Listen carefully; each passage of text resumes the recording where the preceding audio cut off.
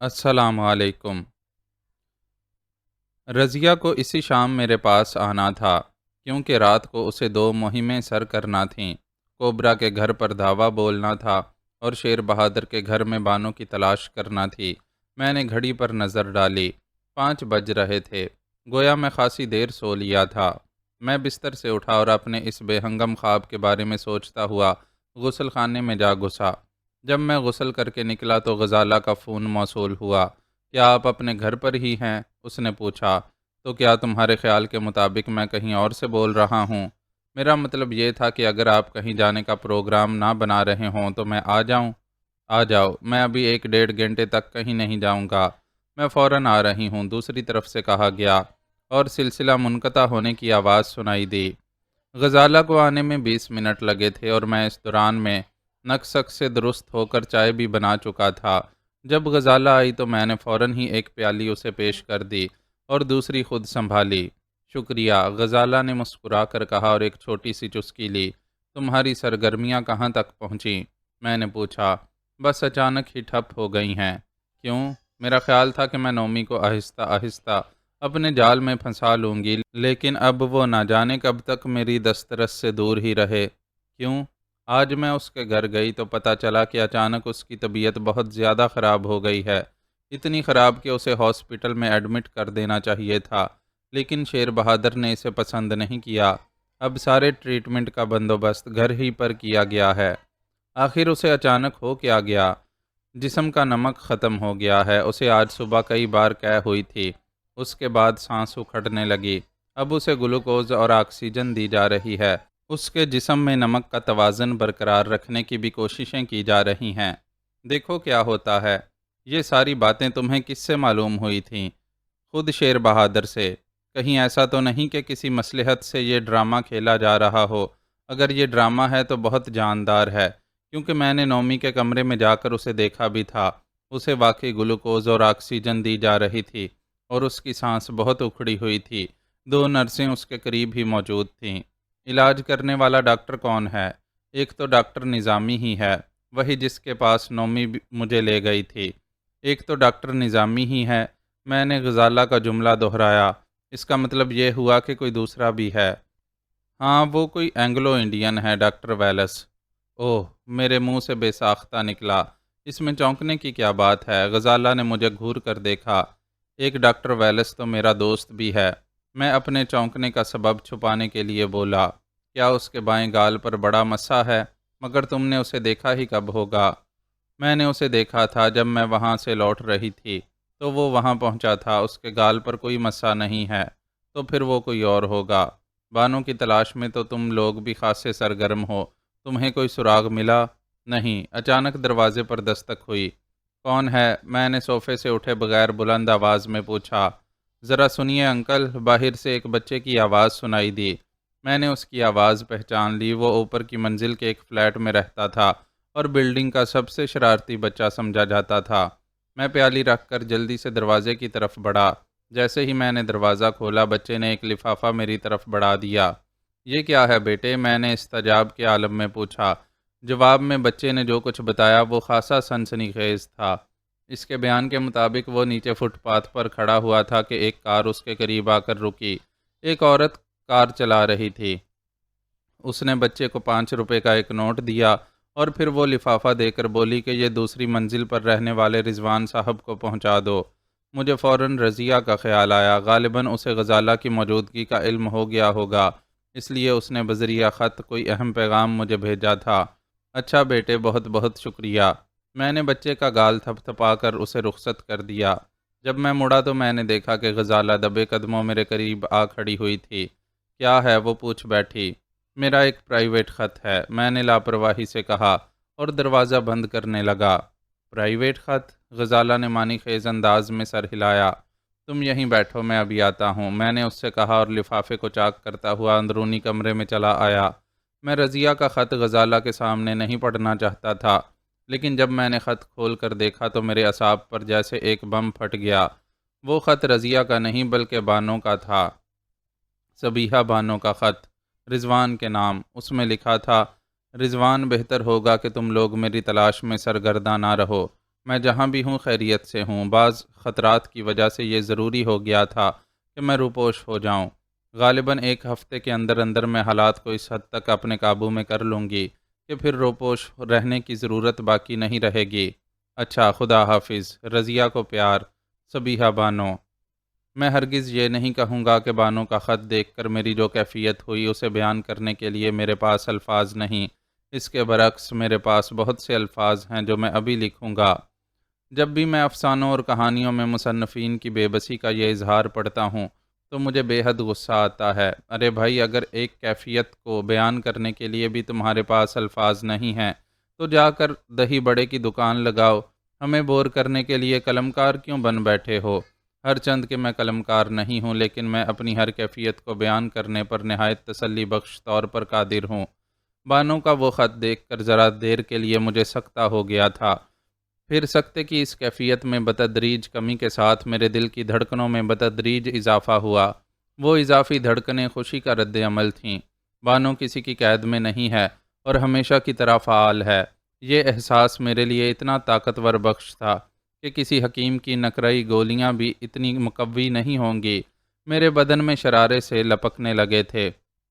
اور قارئین، مجھے اجازت دیجیے کہ ذرا سی شاعری کر لوں۔ مجھے یوں محسوس ہونے لگا جیسے شفق کے رنگ کچھ اور گہرے ہو گئے ہوں اور بہاریں کبڈی کھیلتی ہوئی میرے گھر کے آنگن میں در آئی ہوں۔ اللہ ماشاء اللہ۔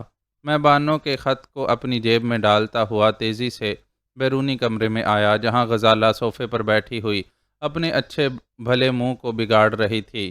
پرائیویٹ خط پڑھ لیا آپ نے؟ اس نے پوچھا، اور یہ اب مجھے یاد نہیں کہ وہ خشک لہجے میں بولی تھی یا تر لہجے میں۔ ویسے موقع محل کی مناسبت سے اس کو خشک ہی لہجے میں بولنا چاہیے تھا۔ ہاں، پڑھ لیا، میں نے جواب دیا، اور اب بہتر ہوگا کہ تم بانو کو تلاش کرنے کی مہم ترک کر دو۔ کیوں؟ اس لیے کہ بانو نہ صرف خود خیریت سے ہیں بلکہ انہیں ہم سب کی خیریت بھی نیک مطلوب ہے۔ رہ گیا دیگر احوال تو اس کا علم ایک ہفتے بعد ہو سکے گا۔ کیا ان باتوں کا کوئی سر پیر بھی ہے؟ وہ حیرت سے بولی۔ سر ہی سر، پیر ہی پیر۔ میں بہت مگن تھا، اور اس وقت میں اتنا خوش ہوں کہ اگر سر کے بل کھڑے ہونے کی کوشش کروں تو میرے پیروں کو اس بات کی جسارت ہرگز نہ ہوگی کہ وہ برا مانے۔ یا اللہ! غزالہ دونوں ہاتھوں سے اپنا سر تھام کر بولی۔ کیا اس خط میں کوئی طلسمی تحریر تھی جو آپ کے دماغ پر اثر انداز ہو گئی؟ میں نے جواباً کچھ نہیں کہا۔ دراصل میں اسے بانو کا خط نہیں دکھانا چاہتا تھا۔ میں وہ خط غزالہ کو ضرور دکھا دیتا اگر اس میں رضیہ کا تذکرہ نہ ہوتا۔ رضیہ کی شخصیت ابھی تک غزالہ پر آشکار نہیں ہوئی تھی، اور میں رضیہ کے انداز سے سمجھ چکا تھا کہ وہ خود کو حتی الامکان راز میں ہی رکھنا چاہتی تھی۔ ادھر میں رضیہ سے ملنے کے لیے اتنا بے چین ہو گیا تھا کہ غزالہ کی موجودگی کھلنے لگی۔ رضیہ نے کہا تھا کہ وہ میرے گھر آئے گی، لیکن میں اسے بانو کا خط دکھانے کے لیے خود ہی اڑتا ہوا اس تک پہنچ جانا چاہتا تھا۔ اگر میں غزالہ کو ٹالنے کی کوشش کرتا تو یہ بد اخلاقی ہوتی۔ خوش قسمتی سے ایسا ہوا کہ وہ میری اوٹ پٹانگ باتوں سے بور ہو کر خود ہی بھاگ نکلی، اور اس کے جاتے ہی میں اپنی موٹر سائیکل سنبھال کر رضیہ کی طرف روانہ ہو گیا۔ رضیہ کے بارے میں سوچتے ہوئے مجھے اپنا وہ بے سروپا خواب یاد آیا تو میں موٹر سائیکل چلاتے ہوئے بھی ہنس پڑا۔ مجھے یقین تھا کہ جب میں وہ خواب رضیہ کو سناؤں گا تو وہ بھی بے حد محظوظ ہوگی۔ بہرحال اب ایک مخمور سا جذبہ میرے دل میں انگڑائی لے چکا تھا، بلکہ خم ٹھونک کر میدان میں آ گیا تھا کہ ہم تو محبت کرے گا، دنیا سے نہیں ڈرے گا۔ رضیہ جیسی لڑکی سے محبت نہ کرنا عین کفر ہے۔ مذہب عشق اختیار کرنے ہی میں اب مجھے اپنی نجات نظر آ رہی تھی۔ محبت تو میں بانو سے بھی کرتا تھا اور اب بھی کرتا ہوں، لیکن وہ محبت از قسم عقیدت ہے۔ اسی قسم کی محبت کے ڈانڈے بالآخر تصوف سے جا ملتے ہیں، لیکن رضیہ سے مجھے جو محبت ہوئی وہ اس قسم کی ہے کہ اگر شدت اختیار کر لے تو اس کے ڈانڈے صحرائے نجد میں بھٹکتے ہوئے کیس سے جا ملتے ہیں۔ جب میں رضیہ کے گھر پہنچا تو وہ مجھے دیکھ کر حیرت سے بولی، خیریت؟ خیریت بے حد و حساب، یعنی بانو کا حکم نامہ آ گیا ہے۔ اگر تم اپنی ساری پہیلیاں ایک کاغذ پر لکھ کر دے دو تو میں کل تک جواب دینے کی کوشش کروں گی۔ رضیہ نے یہ جواب اتنا چڑھ کر دیا تھا کہ مجھے ہنسی آ گئی۔ دراصل میں اس قسم کی باتیں کر کے رضیہ کا اشتیاق بڑھانا چاہتا تھا، لیکن جب میری باتوں کا رد عمل ذرا دوسرے انداز میں ہوا تو میں نے مناسب یہی سمجھا کہ بانو کا خط جیب سے نکال کر رضیہ کے سامنے رکھ دوں۔ بانو کا خط دیکھ کر رضیہ پر وہ رد عمل نہیں ہوا جس کی مجھے توقع تھی۔ اس کی پیشانی پر ایک دلکش سی سلوٹ پڑ گئی اور پھر اس نے میری طرف دیکھتے ہوئے سوالیہ انداز میں کہا، یہ خط ڈاک سے آیا ہے؟ دستی، میں نے جواب دیا۔ کیا مطلب؟ وہ اچھل پڑی۔ باجی نے خود تمہیں دیا ہے؟ نہیں، بلڈنگ کے ایک بچے کے ہاتھ بھجوایا تھا۔ میں نے رضیہ کو مختصراً وہ سب کچھ بتا دیا جو میرے علم میں تھا۔ عجیب بات ہے، وہ بڑبڑائی، میں دیکھ رہا ہوں کہ تمہیں بالکل خوشی نہیں ہوئی۔ میں نے یہ بات ضرور منہ بنا کر کہی ہوگی۔ اس میں خوشی کا کیا پہلو ہے؟ وہ بولی۔ کوئی نہیں، اب میں چڑ گیا، اس میں تو غم کا پہلو ہے، بلکہ یہ خط ہشت پہلو غم کا مرقع ہے۔ آؤ ہم دونوں مل کر ماتم کریں اور سر پر خاک ڈال کر ٹنڈو آدم کی طرف نکل جائیں۔ میرا انداز ایسا تھا کہ رضیہ کو ہنسی آ گئی۔ ہنستی ہوئی بولی، تم بات کو سمجھنے کی کوشش نہیں کر رہے ہو۔ کون سی بات کو سمجھنے کی کوشش نہیں کر رہا ہوں؟ میرا اشارہ اس خط کی طرف ہے۔ رضیہ نے سنجیدگی سے کہا، باجی یہ خط لے کر تمہاری بلڈنگ تک پہنچی تھیں تو تمہارے فلیٹ تک بھی پہنچ سکتی تھیں۔ تم کہنا کیا چاہتی ہو؟ میں تعجب سے بولا، کیا تمہارے خیال میں یہ خط بانو کا نہیں ہے؟ رضیہ نے فوراً کوئی جواب دینے کے بجائے خط پر نظریں گاڑ دیں اور پھر آہستہ سے بولی، تحریر تو 100% انہی کی ہے، پھر تم اس میں الجھاؤ کیوں پیدا کر رہی ہو؟ الجھاؤ تو پہلے ہی سے موجود ہے، مجھے تو نظر نہیں آتا۔ میں کہتی ہوں کہ جب باجی کو روپوش ہی رہنا تھا تو پھر انہوں نے یہ خط ڈاک سے کیوں نہیں بھیجا؟ وہ چاہتی ہوں گی کہ ان کی یہ ہدایت جلد از جلد ہم تک پہنچ جائیں، لیکن جب وہ تمہاری بلڈنگ تک پہنچ گئیں تو روپوشی کہاں برقرار رہی؟ آخر تم کہنا کیا چاہتی ہو؟ یہی کہ مجھے اس خط پر شبہ ہے۔ اب میں نے دونوں ہاتھوں سے اپنا سر پیٹ ڈالا اور بولا، ارے یہ تو بتاؤ کہ شبہ کیا ہے؟ مجھے اس خط سے فریب کی بو آ رہی ہے۔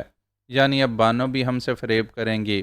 میں نے یہ تو نہیں کہا، یہ بھی نہیں کہا، وہ بھی نہیں کہا، تو پھر آخر کہا کیا ہے؟ یہ میں خود بھی نہیں جانتی کہ مجھے کیا محسوس ہو رہا ہے۔ رضیہ نے ٹھنڈی سانس لے کر کہا، اب میں اس کے علاوہ کچھ نہیں کر سکتا کہ تمہاری دماغی حالت پر شبہ کروں۔ مجھے سکون کی ضرورت ہے۔ رضیہ بڑبڑائی، اس خط نے میرے ذہن میں انتشار پیدا کر دیا ہے اور یہ انتشار فوری طور پر صرف شراب ہی سے ختم ہو سکتا ہے۔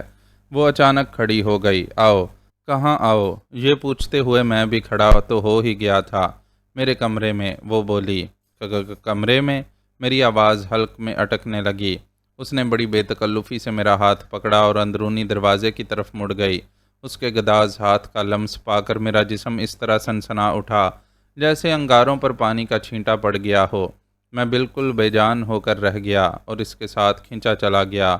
خوابگاہ میں پہنچ کر رضیہ نے مجھے ایک راکنگ چیئر پر بٹھایا اور خود کپ بورڈ کھول کر اس میں سے شراب کی بوتل نکالنے لگی۔ جب میں نے اسے 2 گلاس نکالتے دیکھا تو بولے بغیر نہ رہ سکا۔ رضو؟ ہوں۔ اس نے سر گھما کر میری طرف دیکھا۔ مجھے مت پلاؤ، میں نے بھرائی ہوئی آواز میں کہا۔ کیوں؟ ڈر لگتا ہے؟ شراب سے؟ اپنے آپ سے؟ ارے، اس کی ہنسی کھنک اٹھی، بھلا کوئی اپنے آپ سے بھی ڈرتا ہے؟ برے بھلے کی تمیز جاتی رہے تو اپنے آپ سے بھی ڈرنا چاہیے۔ ہشت، اس نے ایک ادا سے اپنا سر جھٹکا اور گلاسوں میں شراب انڈیلنے لگی۔ میں چپ رہ گیا۔ رضیہ کی کسی بات کو سختی سے رد کرنا میرے اختیار سے باہر تھا۔ وہ شراب میں سوڈا ملا کر دونوں گلاس اٹھا لائی اور میرے قریب ہی دوسری کرسی پر بیٹھ گئی۔ جب اس نے ایک گلاس میری طرف بڑھایا تو اس کے انداز میں ایسا تحکم تھا کہ میں سرتابی کی جرت نہیں کر سکا۔ میں نے گلاس لے لیا، لیکن لیتے وقت میرے ہاتھ میں خفیف سی لرزش تھی۔ تمہاری محبت کے نام، اس نے اپنا گلاس میرے گلاس سے ٹکراتے ہوئے کہا اور اپنے ہونٹوں سے لگا لیا۔ اس ماحول میں بانو کے خط کا خیال میرے ذہن سے نکل گیا، کیونکہ اب میرے اعصاب و حواس پر رضیہ چھا چکی تھی۔ پہلے گلاس کے بعد دوسرے گلاس کی بھی باری آئی۔ اس وقت مجھے اپنا وہ عجیب و غریب خواب یاد آیا اور میں ہنس پڑا۔ خیریت؟ رضیہ بولی۔ سابیری؟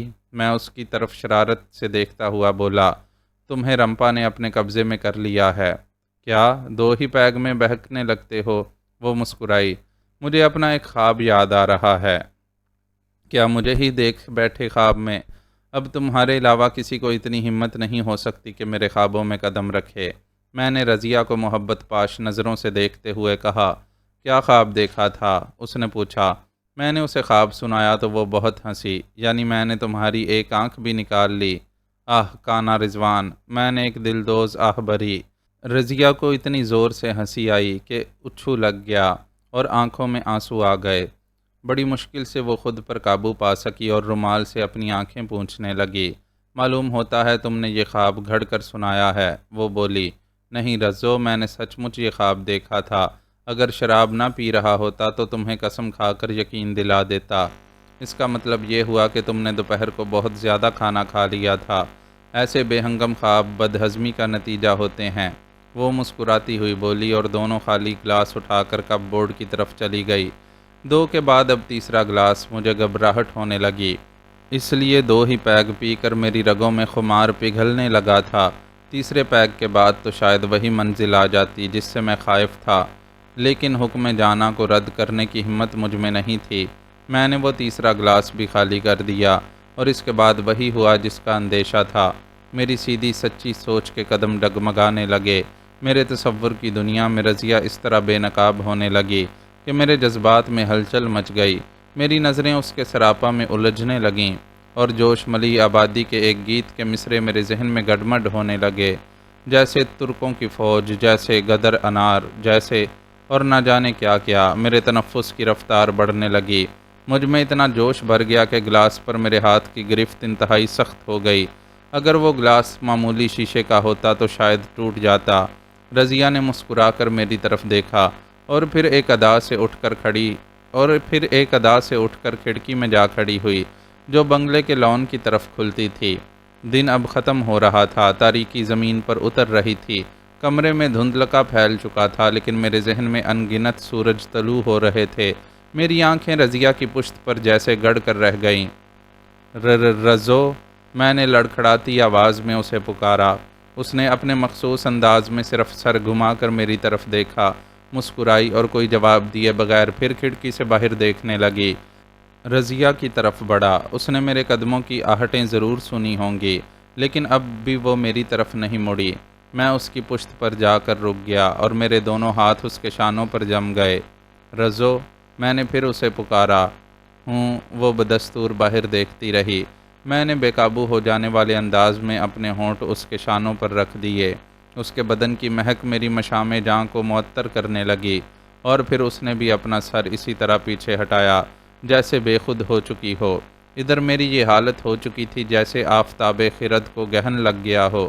میرا جی چاہ رہا تھا کہ جو کچھ بھی میری دسترس میں ہو اسے پھاڑ ڈالوں، نوچ ڈالوں، پرخچے اڑا دوں، لیکن اسی وقت مجھے یوں محسوس ہوا جیسے میرے ذہن میں کوئی چیخا ہو، رضوان، بس اتنا ہی ظرف ہے تیرا، شراب کے صرف 3 پیگ پی کر تو کسرے مذلت میں گرنے پر آمادہ ہو گیا۔ میں چونک سا پڑا۔ وہی آواز پھر گونجی، تجھے تو اپنے کردار پر بڑا ناز تھا، لیکن آج تو کیچڑ میں لت پت ہونے جا رہا ہے۔ نہیں، میں بڑبڑایا، یہ نہیں ہو سکتا۔ کیا نہیں ہو سکتا رضوان؟ رضیہ کی آواز سنائی دی۔ میں اس طرح چونکا جیسے اب تک کوئی خواب دیکھ رہا تھا۔ میں نے جلدی سے رضیہ کے شانوں سے ہاتھ ہٹا لیا اور مڑ کر تیزی سے قدم اٹھاتا ہوا دیوار تک چلا گیا۔ میں نے دونوں کلائیاں دیوار پر رکھ دیں اور اپنا سر کلائیوں پر ٹکایا۔ میری سانسیں بہت تیزی سے چل رہی تھیں۔ کیا ہوا رضوان؟ مجھے قریب سے ہی رضیہ کی آواز سنائی دی اور پھر میں نے اپنے شانے پر اس کے ہاتھ کا لمس محسوس کیا۔ رزو، میں بھرائی ہوئی آواز میں بولا، میں تم سے درخواست کروں گا کہ مجھے کچھ دیر کے لیے تنہا چھوڑ دو، پلیز۔ آخر رزو پلیز، میں چیخ پڑا۔ میرے شانے سے اس کا ہاتھ ہٹ گیا اور قلیل سے وقفے کے بعد اس کے قدموں کی آہٹیں سنائی دیں جو دروازے کی طرف جا رہی تھیں۔ پھر دروازہ کھلنے اور بند ہونے کی آواز سنائی دی۔ میں نے سر موڑ کر دیکھا، رضیہ جا چکی تھی۔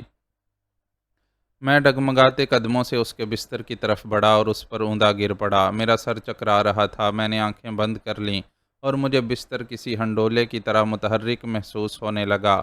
مجھے نیند آنے لگی اور پھر مجھے کچھ بھی یاد نہیں رہا۔ جب میری آنکھ کھلی تو میں تیز روشنی سے چندیا گئی۔ آنکھیں پھر بند ہو گئیں۔ مجھے احساس ہو گیا تھا کہ صبح ہو چکی ہے۔ اچانک جس طرح کوندا لپکتا ہے، مجھے ساری باتیں بھی یاد آ گئیں اور میں بوکھلا کر بستر سے اٹھ گیا۔ کھلی ہوئی کھڑکی سے سورج کی تیز روشنی اندر آ رہی تھی۔ دیوار گیر کلاک میں 8 بج کر کچھ منٹ ہو چکے تھے۔ کمرے میں میرے سوا کوئی نہیں تھا۔ رضیہ غالباً کسی اور کمرے میں جا کر سو رہی تھی۔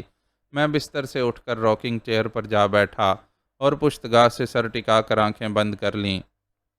میرے منہ کا ذائقہ کچھ کسیلا سا ہو رہا تھا اور سر پر بوجھ کی سی کیفیت تھی۔ میں نے جیب سے سگریٹ کا پیکٹ نکالا جو سوتے میں بالکل پچک گیا تھا۔ میں نے اس میں سے ایک سگریٹ نکال کر سلگھائی اور 3-4 کش لینے کے بعد میرا دماغ کچھ ہلکا ہوا۔ مجھے یاد آیا کہ رضیہ نے 2 پروگرام بنائے تھے جن پر اسے رات ہی کو عمل کرنا تھا۔ ایک تو کوبرا کے گھر پر یلغار کرنا تھی اور دوئم شیر بہادر کے گھر پر دعویٰ بولنا تھا۔ میں نے آنکھیں کھول دیں اور اس وقت میری نظر تپائی پر پڑی جہاں شراب کے خالی گلاس رکھے ہوئے تھے۔ ایک گلاس کے نیچے ایک لفافہ دبا ہوا تھا، لیکن اسے اس طرح دبایا گیا تھا کہ اس پر لکھا ہوا میرا نام نظر آتا رہے۔ اس وقت اس تجاب سے میری پیشانی ضرور شکن آلود ہوئی ہوگی۔ میں نے مضطربانہ انداز میں آگے جھک کر گلاس کے نیچے سے لفافہ نکالا اور اسے چاک کرنے لگا۔ رات کی ساری باتیں میرے ذہن میں چکرانے لگی تھیں۔ لفافے میں سے جو کاغذ نکلا وہ میرے نام رضیہ کا خط تھا۔ جان، رضوان، میں آج بہت خوش ہوں۔ اتنی خوش ہوں کہ اپنی اس کیفیت کو چند لفظوں میں یا چند جملوں میں بیان نہیں کر سکتی۔ میں نے تمہیں دیکھا اور پسند کر لیا، لیکن میں یہ ضرور جاننا چاہتی تھی کہ تم اندر سے کیسے ہو۔ تم سے مزید قریب ہونے کے لیے میں تمہارے اندر کے آدمی کو جاننا چاہتی تھی، سو میں نے ایسی حرکت کی کہ تمہارے اندر کا آدمی کھل کر میرے سامنے آ جائے۔ شراب سے زیادہ مؤثر نقاب کشا چیز شاید اب تک نہیں بنی، لیکن میں نے بھی اسی کو آزمایا۔ تم ذرا دیر کے لیے بہکے تو ضرور، لیکن سنبھل گئے۔ اس حد تک بہکنا ایک فطری بات تھی، لیکن اگر تم بالکل ہی بے قابو ہو جاتے تو مجھے تم سے نفرت ہو جاتی۔ صد شکر ہے کہ ایسا نہیں ہوا اور میرا خزانہ محبت محفوظ رہا۔ شاید میں تھوڑی سی شاعری کر گئی ہوں، لیکن محبت میں اتنی شاعری تو غیر ارادی طور پر ہو جاتی ہے نا؟ جان، رات کا 1 بج رہا ہے، تم اب تک سوئے ہوئے ہو اور میں کوبرا والے معاملے سے نپٹ کر آ چکی ہوں۔ اب مجھے شیر بہادر کے گھر پر دعویٰ بولنا ہے۔ میں وہاں باجی کو تلاش کروں گی۔ میرے خیال کے مطابق باجی کو وہیں ہونا چاہیے۔ مجھے اس خط پر یقین نہیں جو تمہیں ملا تھا۔ شاید وہ خط باجی پر جبر کر کے لکھوایا گیا ہو۔ جان، میرا خیال ہے کہ میں صبح کا اجالا پھیلنے سے پہلے پہلے شیر بہادر کے گھر سے نکل آؤں گی، خواہ مجھے کامیابی ہو یا ناکامی۔ اگر میں وقت مقررہ تک نہ لوٹ سکوں تو سمجھ لینا کہ میں کسی خطرے میں پھنس گئی ہوں۔ میں یہ خط اسی لیے لکھ رہی ہوں کہ اگر میں کسی مقام پر بے بس ہو جاؤں تو تم حرکت میں آ سکو اور تمہیں کوئی فیصلہ کرنے میں دقت نہ ہو۔ تمہاری رضیہ۔ یہ خط میں نے بڑی تیزی سے پڑھ ڈالا۔ خط کے ابتدائی حصے نے مجھے مخمور کر دیا تھا، لیکن بعد کے حصے نے بے چین کر دیا۔ نہ جانے رضیہ اب تک لوٹی تھی یا نہیں۔ میں کرسی سے کھڑا ہو گیا اور زور سے بولا، ارے کوئی ہے؟ مجھے فوری طور پر کوئی جواب نہیں ملا۔ میں بے چینی میں دروازے کی طرف بڑھتا چلا گیا۔ راہداری میں نکل کر میں پھر چیخا، کوئی ہے؟ اب سامنے سے زولا آتا ہوا نظر آیا، رضیہ کا ملازم خصوصی۔ تمہاری مالکہ کہاں ہے؟ میں نے اس سے پوچھا۔ جناب، مجھے اردو نہیں آتی، وہ ٹوٹی پھوٹی انگریزی میں بولا۔ تمہاری مالکہ کہاں ہے؟ میں نے اپنا سوال انگریزی میں دہرایا۔ وہ تو رات سے نہیں ہیں، اب تک نہیں لوٹی؟ میں نے تیزی سے پوچھا۔ جی نہیں، جواب ملا۔ میرا جسم سنسنا اٹھا۔ اس کا مطلب یہ تھا کہ رضیہ کا خدشہ رنگ لا کر رہا تھا اور وہ کسی چکر میں پھنس گئی تھی۔ کیا آپ کے لیے ناشتہ لاؤں جناب؟ زولا نے پوچھا۔ میں نے اپنے خیالات سے چونک کر اس کی طرف دیکھا اور پھر آہستہ سے بولا، صرف چائے لا دو۔ اس کے بعد میں کمرے میں لوٹ آیا۔ میں جس ہیجان میں مبتلا ہو گیا تھا اس پر اب قابو پانے کی کوشش کر رہا تھا۔ ضرورت اس امر کی تھی کہ نہایت غیر جذباتی انداز میں حالات کا تجزیہ کر کے بہت سوچ سمجھ کر کوئی قدم اٹھایا جائے۔ جذباتی اقدام سے تو معاملے کے بگڑنے کا احتمال زیادہ ہوتا ہے۔ میں نے منہ ہاتھ دھو کر تازگی حاصل کی۔ چائے پیتے ہوئے رضیہ کی بابت غور کرنے لگا۔ اس نے اپنے خط میں لکھا تھا کہ وہ کوبرا والے معاملے سے نپٹ آئی ہے۔ اس کا پرسکون انداز تحریر اس بات کا ثبوت تھا کہ اس نے کوبرا والے معاملے کو تسلی بخش طور پر نپٹایا تھا۔ مجھے اس کے بارے میں سوچتے ہوئے کوبرا کے اس ساتھی گنڈے کا خیال آیا جسے میں اور رضیہ پکڑ لائے تھے اور جسے رضیہ نے اپنے بخشوؤں کے حوالے کر دیا تھا۔ زولا، میں نے آواز دی۔ جلد ہی زولا کمرے میں آ گیا اور میں نے اس گنڈے کے بارے میں پوچھا۔ زولا نے جواب دیا، مالکہ نے رات کو 1 بجے اس گنڈے کو یہاں سے بھگا دیا تھا۔ ٹھیک ہے، جاؤ، میں نے سر ہلا کر کہا۔ مجھے بس اتنا ہی معلوم کرنا تھا۔ زولا کمرے سے چلا گیا۔ اب مجھے اس میں بالکل شبہ نہیں رہا کہ رضیہ نے کوبرا والے معاملے کو بحسن و خوبی نپٹا دیا تھا، لیکن شیر بہادر کے گھر جا کر وہ کسی جال میں پھنس گئی تھی۔ چائے پی کر میں نے سگریٹ سلگائی اور فیصلہ کیا کہ اب میں سپرنٹنڈنٹ رؤف کو اس معاملے سے الگ تھلگ نہیں رکھ سکتا۔ اس منزل پر وہی میرے کام آ سکتا تھا۔ کمانڈر حق سے اس موقع پر کوئی خوشگوار توقع نہیں کی جا سکتی تھی، کیونکہ اسے سرکاری اختیارات حاصل نہیں تھے۔ فیصلہ کرنے کے بعد میں رؤف کی تلاش میں نکلنے کے لیے کھڑا ہونے ہی والا تھا کہ زولا کمرے میں آیا اور ایک وزٹنگ کارڈ میری طرف بڑھاتا ہوا بولا، یہ صاحب مالکہ سے ملنے آئے ہیں۔ کارڈ پر چھپے ہوئے نام دیکھ کر میں اچھل پڑا۔ وہ سپرنٹنڈنٹ رؤف کا وزٹنگ کارڈ تھا۔ اوہ، میرے منہ سے نکلا اور پھر زولا سے پوچھا، تو تم نے انہیں ٹال دیا؟ میں نے انہیں بتایا تھا کہ مالکہ گھر پر نہیں ہیں، مگر انہیں شاید میری بات پر یقین نہیں آیا۔ انہوں نے میرے جواب کو رد تو نہیں کیا، لیکن یہ کہا کہ اگر مالکہ گھر پر نہیں ہیں تو یہ کارڈ مسٹر رضوان کو پہنچا دو۔ کیا؟ میں ایک بار پھر اچھل پڑا۔ میرا نام لیا تھا انہوں نے؟ جی ہاں۔ مجھے اپنے ذہن پر سناٹا چھاتا ہوا محسوس ہوا۔ یہ بات کسی طرح بھی سمجھ میں نہیں آ رہی تھی کہ یہاں پر میری موجودگی کا علم رؤف کو کیسے ہو گیا۔ تو میں ان سے کیا کہہ دوں؟ زولا نے پوچھا۔ میں نے قدرے توقف سے جواب دیا، انہیں ڈرائنگ روم میں بٹھاؤ، میں آ رہا ہوں۔ زولا چلا گیا۔ شدید الجھن کے باوجود مجھے اس وقت یہ بڑا عجیب سا لگا کہ اس گھر میں میری موجودگی ایسی ہو گئی تھی جیسے میں ہی اس گھر کا مالک ہوں۔ رؤف کی شخصیت ایک بہت بڑے سوالیہ نشان کی طرح میرے ذہن میں کھڑی ہو گئی تھی۔ میں ڈرائنگ روم میں پہنچنے کے لیے کمرے سے نکلا، لیکن پھر دروازے ہی پر رک گیا۔ میں ابھی تک یہ فیصلہ تو کر ہی نہیں سکا تھا کہ مجھے رؤف سے کس انداز میں گفتگو کرنا چاہیے۔ جب میں نے اس سوال پر غور کیا تو یہ نکتہ ذہن میں ابھرا کہ اس کا فیصلہ قبل از وقت نہیں کیا جا سکتا۔ رؤف سے گفتگو کے دوران ہی مجھے یہ فیصلے کرنے ہوں گے کہ میں کس بات کے جواب میں کیا کہوں اور کیا نہ کہوں۔ جب میں الجھے ہوئے ذہن کے ساتھ ڈرائنگ روم میں داخل ہوا تو مجھے ایک اور الجھن سے بھی دوچار ہونا پڑا۔ رؤف تنہا نہیں تھا، بلکہ اس کے ساتھ ایک اور شخصیت بھی موجود تھی۔ وہ کوئی سفید فام غیر ملکی تھا اور اس کی عمر 40-42 سال کے لگ بھگ معلوم ہو رہی تھی۔ ہیلو، میں مسکرایا۔ میرا خیال ہے کہ اس وقت میں کچھ جھنپا ہوا ضرور ہوں گا، کیونکہ رؤف نے مجھے رضیہ کے گھر پر پکڑا تھا۔ یہ ہے مسٹر رضوان، رؤف نے غیر ملکی سے کہا اور پھر مجھ سے مخاطب ہوا۔ یہ مسٹر گلاس فورڈ ہیں، برطانیہ سے آئے ہیں۔ گلاس فورڈ نے مسکرا کر مجھ سے ہاتھ ملایا اور پھر بولا، glad to meet you. Me too, میں نے کہا اور پھر سوالیہ نظروں سے رؤف کی طرف دیکھنے لگا۔ مسٹر رضوان، مجھے اس بات کا بے حد افسوس ہے، رؤف نے انگریزی ہی میں کہا۔ غالباً وہ چاہتا تھا کہ ہماری گفتگو گلاس فورڈ کی سمجھ میں بھی آتی رہے۔ کس بات کا؟ میں نے پوچھا۔ اسی بات کا کہ آپ نے بانو کی تلاش کے سلسلے میں مجھ سے تعاون نہیں کیا اور اہم ترین باتوں کو مجھ سے چھپاتے رہے۔ لیکن میں اتنا ہی کہہ کر چپ ہو گیا۔ مجھے ہمت نہیں ہو سکی کہ رؤف کی بات کو رد کرتا۔ اس نے جو کچھ کہا تھا وہ درست کہا تھا۔ شاید آپ بھول گئے کہ میرا تعلق انٹیلیجنس سے ہے، اور انٹیلیجنس کے آدمی بیوقوف نہیں ہوتے۔ لا حول ولا قوت، میں نے جھینپ کر کہا۔ میں نے ہرگز آپ کو بیوقوف نہیں سمجھا تھا، تو پھر آپ نے مجھ سے رازداری کیوں برتی؟ آپ کو سوچنا چاہیے تھا کہ میں کسی نہ کسی طرح ان باتوں سے واقف ہو ہی جاؤں گا۔ میری سمجھ میں نہیں آ رہا تھا کہ اب کیا کہوں۔ رؤف بولتا رہا، آپ کی اور مس رضیہ کی تمام سرگرمیاں میرے علم میں آتی رہی ہیں۔ ان سرگرمیوں کے بعض حصے غیر قانونی بھی تھے۔ مثال کے طور پر کوبرا کے ایک ساتھی کو قید کرنا۔ آپ کے رازداری برتنے کی وجہ سے میں جھلایا ہوا تھا، اور اسی لیے میں نے سوچا تھا کہ اس جرم میں آپ لوگوں کو قانون کے شکنجے میں کس لوں، لیکن مسٹر گلاس فورڈ نے مجھے ایسا کرنے سے روک دیا۔ میں الجھی ہوئی نظروں سے گلاس فورڈ کی طرف دیکھنے لگا۔ ابھی تک رؤف نے اس برطانوی کا حدود اربہ نہیں بتایا تھا۔ رؤف نے میری نظروں کا اندازہ سمجھ لیا اور بولا، یہ تو میں بتا ہی چکا ہوں کہ مسٹر گلاس فورڈ برطانیہ سے آئے ہیں۔ اب یہ بھی بتائے دیتا ہوں کہ ان کی آمد سرکاری طور پر ہوئی ہے، اور یہ اسی لیے آئے ہیں کہ بانو کو تلاش کر سکیں۔ مجھے وزارت خارجہ سے ہدایت ملی ہے کہ میں مسٹر گلاس فورڈ سے مکمل تعاون کروں۔ میں نے حیرت سے منہ پھاڑ دیا۔ یہ بات تھی ہی حیرت انگیز۔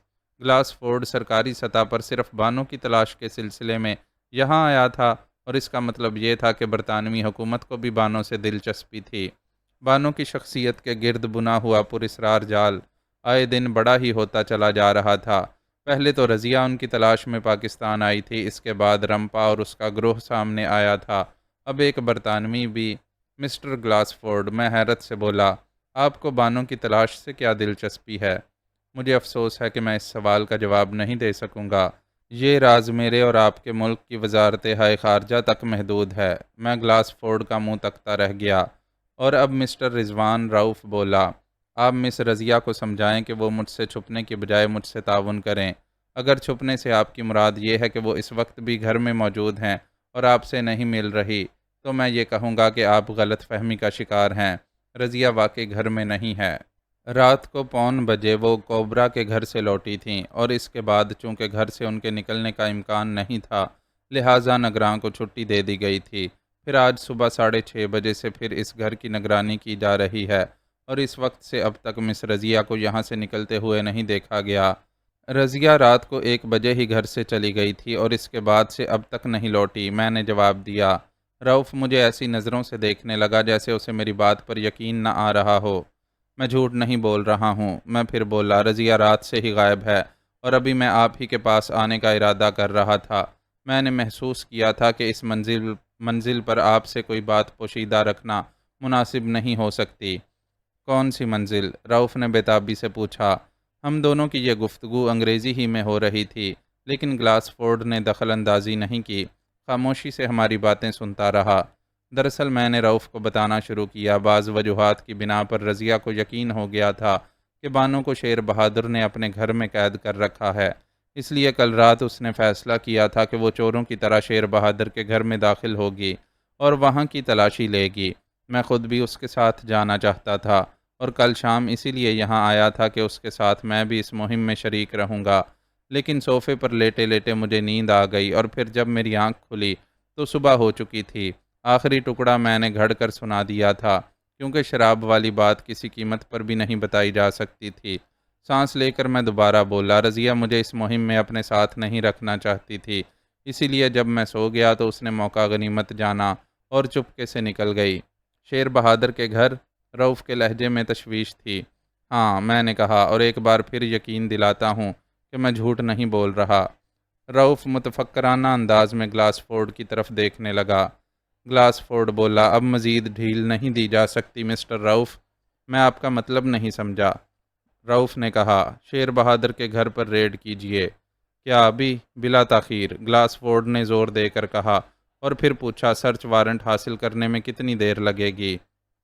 یہ تو 15 منٹ کا کام ہے، لیکن تلاشی کا مقصد کیا بتایا جائے گا، یہ سوچنا آپ کا کام ہے۔ سوچنا تو پڑے گا، رؤف بڑبڑایا۔ شیر بہادر ایک غیر ملکی ہے، اور غیر ملکیوں کے معاملے میں محتاط رہنا ضروری ہے، ورنہ سفارتی سطح پر بحران پیدا ہو سکتا ہے۔ آپ کوئی متوازن راہ سوچ لیں، اور دیر بالکل نہ کریں۔ گلاسفورڈ خود ہی کھڑا ہو گیا۔ مجبوراً رؤف کو بھی کھڑا ہونا پڑا، اور اس کے ساتھ ہی میں بھی اٹھ کھڑا ہوا۔ مجھے آپ سے کچھ اور سوالات بھی کرنا تھے، لیکن فی الحال میں ان سوالوں کو پھر کسی وقت کے لیے اٹھا رکھتا ہوں۔ میں اب آپ سے مکمل تعاون کروں گا، میں نے خلوص دل سے کہا۔ رؤف کے ہونٹوں پر طنزیہ سی مسکراہٹ پھیل گئی۔ یہ طنز اس بات کا تھا کہ اب اس سے تعاون کرنا میری مجبوری تھی۔ میں ان دونوں کو چھوڑنے کے لیے برآمدے تک گیا۔ رؤف نے اپنی گاڑی میں بیٹھنے سے قبل مجھ سے پوچھا، آپ 2 گھنٹے بعد کہاں ہوں گے؟ میں اپنے گھر ہی پر ملوں گا۔ میں نے رؤف کو یہ جواب دے تو دیا، لیکن در حقیقت میرا ارادہ گھر پر رہنے کا نہیں تھا۔ میں یہ فیصلہ کر چکا تھا کہ جس وقت شیر بہادر کے گھر پر ریڈ کیا جائے گا تو میں بھی وہیں موجود رہوں گا۔ مجھے بانو کا پتہ چلنے کی فکر تو تھی ہی، لیکن اب اس میں رضیہ کا بھی اضافہ ہو چکا تھا۔ گلاسفورڈ اور رؤف کے جانے کے بعد میں نے زولا کو بلا کر اس سے کہا، میں جا رہا ہوں۔ وہ بدھ بخشو کہاں ہیں؟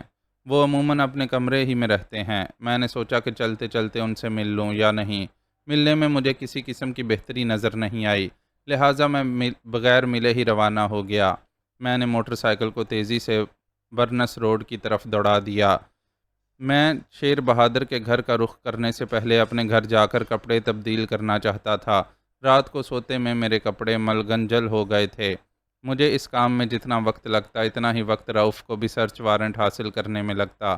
موٹر سائیکل چلاتے ہوئے بھی میرا ذہن بری طرح الجھا ہوا تھا۔ ایک طرف رضیہ کی فکر لاحق تھی، اور دوسری طرف گلاسفورڈ کی وجہ سے بانو کا حیولہ مزید پر اسرار ہو چکا تھا۔ ویسے یہ خیال اب میرے ذہن سے نکل چکا تھا کہ بانو کسی خطرے میں پھنسی ہوئی ہے۔ ان کے خط نے مجھے یقین دلا دیا تھا کہ وہ صرف روپوش ہیں۔ رضیہ بلا وجہ وہم میں پڑ کر خود کو کسی مصیبت میں پھنسا بیٹھی تھی۔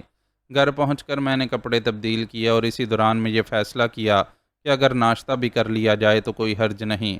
رؤف کو سرچ وارنٹ حاصل کرنے کے بعد ریڈ کی تیاری بھی تو کرنا ہوگی۔ عجلت میں ناشتہ کرنے کے بعد میں تیزی سے شیر بہادر کے گھر کی طرف روانہ ہو گیا، لیکن جب وہاں پہنچا تو سناٹا ہی نظر آیا۔ ابھی تک ریڈ نہیں ہوا تھا۔ میں نے آگے ایک موڑ پر جا کر موٹر سائیکل روک دی اور اس طرح کھڑا ہو گیا جیسے کسی کا انتظار ہو۔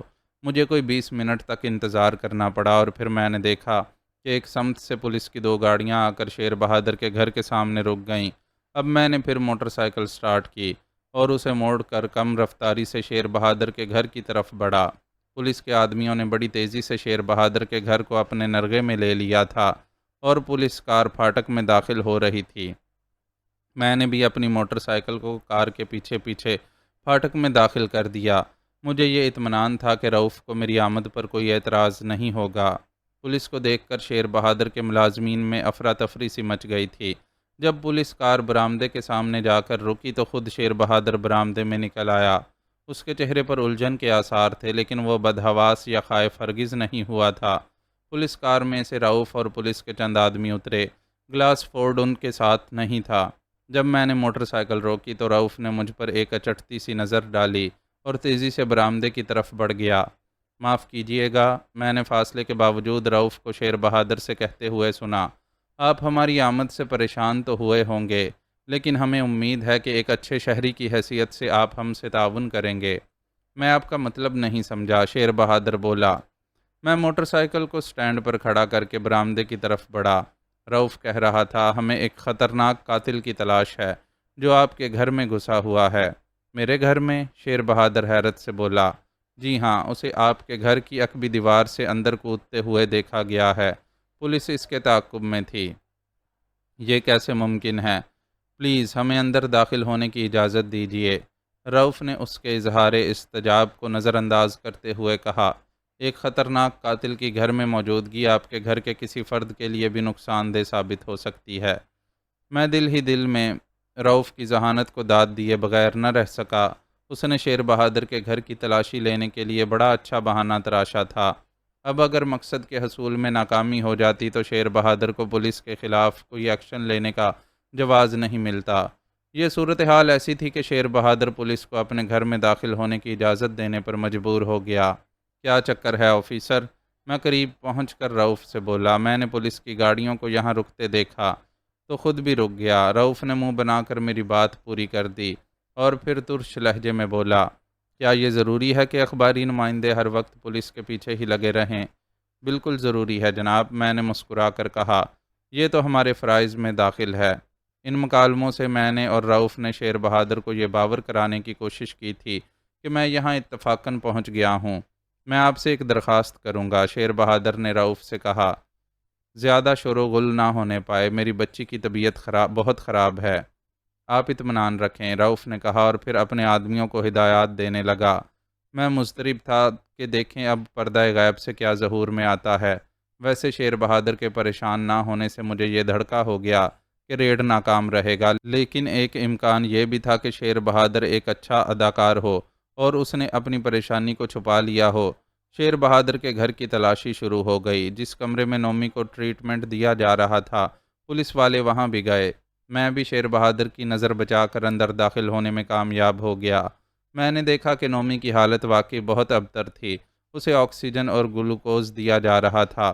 کمرے میں اس وقت صرف 2 نرسیں تھیں، ڈاکٹر کوئی نہیں تھا۔ تلاشی لینے میں کوئی دقیقہ نہیں اٹھا رکھا گیا، لیکن ہوا وہی جس کا مجھے اندیشہ ہو گیا تھا، تلاشی ناکام رہی تھی۔ حیرت ہے، رؤف شیر بہادر کے سامنے بڑبڑایا۔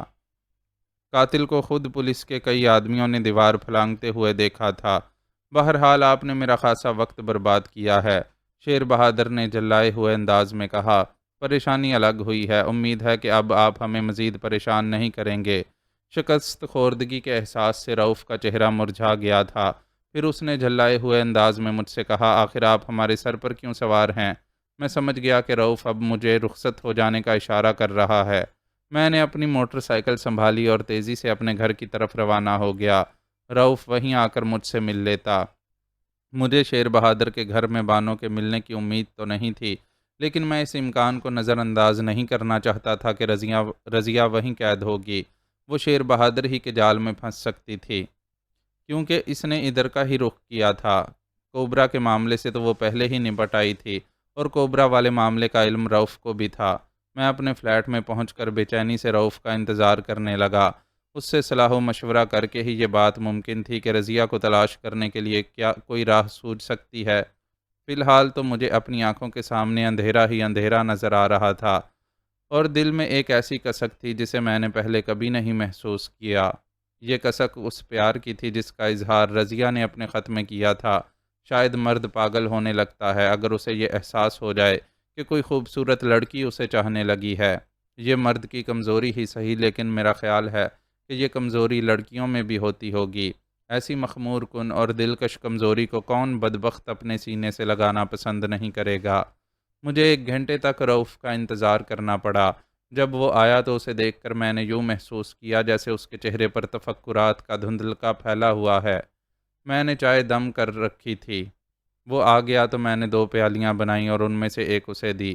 گلاس فورڈ اس ریڈ کی ناکامی سے بہت مایوس ہوا ہے۔ رؤوف بولا، آخر یہ گلاس فورڈ ہے کیا بلا؟ یہ تو میری سمجھ میں بھی نہیں آ سکا۔ بس یہ ایک شبہ سا ہے کہ شاید اس کا تعلق برطانوی سیکرٹ سروس سے ہو۔ میں غور سے اس کے چہرے کی طرف دیکھتا ہوا اس کی بات کی گہرائی میں اترنے کی کوشش کرتا رہا، اور اب مسٹر رضوان، وہ مضبوط لہجے میں بولا، میں چاہتا ہوں کہ آپ مجھے ان تمام باتوں سے آگاہ کر دیں جو آپ کے علم میں ہیں۔ میں ابھی آپ کو سب کچھ بتائے دیتا ہوں، لیکن کیا اس سے پہلے آپ مجھے یہ بتائیں گے کہ کل رات جب رضیہ کوبرا کے گھر پہنچی تھی تو وہاں کیا واقعات پیش آئے تھے؟ میں بھی آپ کو یہ بتا دوں گا، لیکن آج پہل آپ ہی کی طرف سے ہونی چاہیے، رؤوف نے کسی قدر خشک لہجے میں کہا۔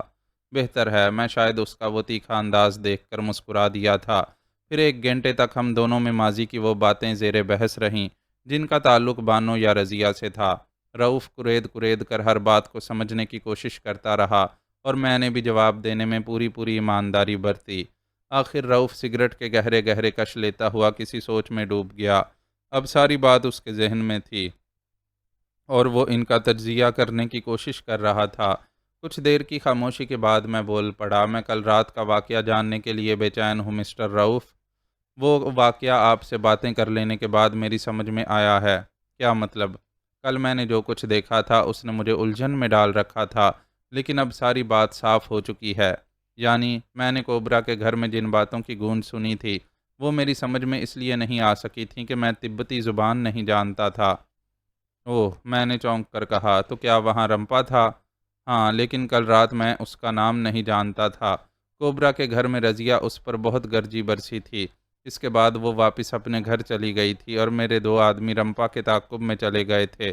اس طرح مجھے پتہ چل سکا کہ اس تبتی کے ساتھ چند آدمی اور بھی ہیں، نیز مجھے ان کا ٹھکانہ بھی معلوم ہو گیا، لیکن یہ بات مجھے الجھن میں ڈالے رہی کہ تبتی سے رضیہ کی اس جھڑپ کی نوعیت کیا تھی۔ میں نے ایک لمبی سانس لے کر کہا، اس کا مطلب یہ ہے کہ ان گنڈوں کو رمپا ہی نے ہائر کیا تھا۔ ماضی کی روشنی میں تو یہی سمجھا جا سکتا ہے۔ میں اسبات میں سر ہلانے لگا، لیکن رؤوف پھر بولا، آپ سے یہ مفصل گفتگو کرنے کے بعد تو میری الجھن اور بڑھ گئی۔ کیوں؟ رمپا، رضیہ اور بانو کا مثلث بڑا پراسرار بن گیا ہے۔ مثلث نہیں بلکہ مربع، میں نے کہا۔ آپ چوتھا نام بھولے جا رہے ہیں۔ گلاس فورڈ؟ جناب، آپ ٹھیک کہہ رہے ہیں۔ نہ سمجھ میں آنے والے اس معمے میں گلاس فورڈ کا نام بھی شامل ہے۔ رمپا کا قیام کہاں ہے؟ میں نے پوچھا۔ میٹروپول میں۔ آپ نے اس کے بارے میں جو کچھ سوچا تھا؟ رمپا کے بارے میں؟ ہاں، میں اس کی بھی نگرانی کروا رہا ہوں۔ حقیقت یہ ہے کہ ابھی مجھے اس کے بارے میں کچھ سوچنے کی مہلت ہی نہیں ملی۔ میرا خیال ہے کہ ہمیں ادھر ادھر کی باتیں سوچنا بھی نہیں چاہیے۔ فساد کی جڑ تو شیر بہادر ہے۔ میری اور رؤوف کی گفتگو خاصی دیر تک ہوتی رہی، لیکن اس بحث و مباحثے سے کوئی فائدہ نہیں پہنچا۔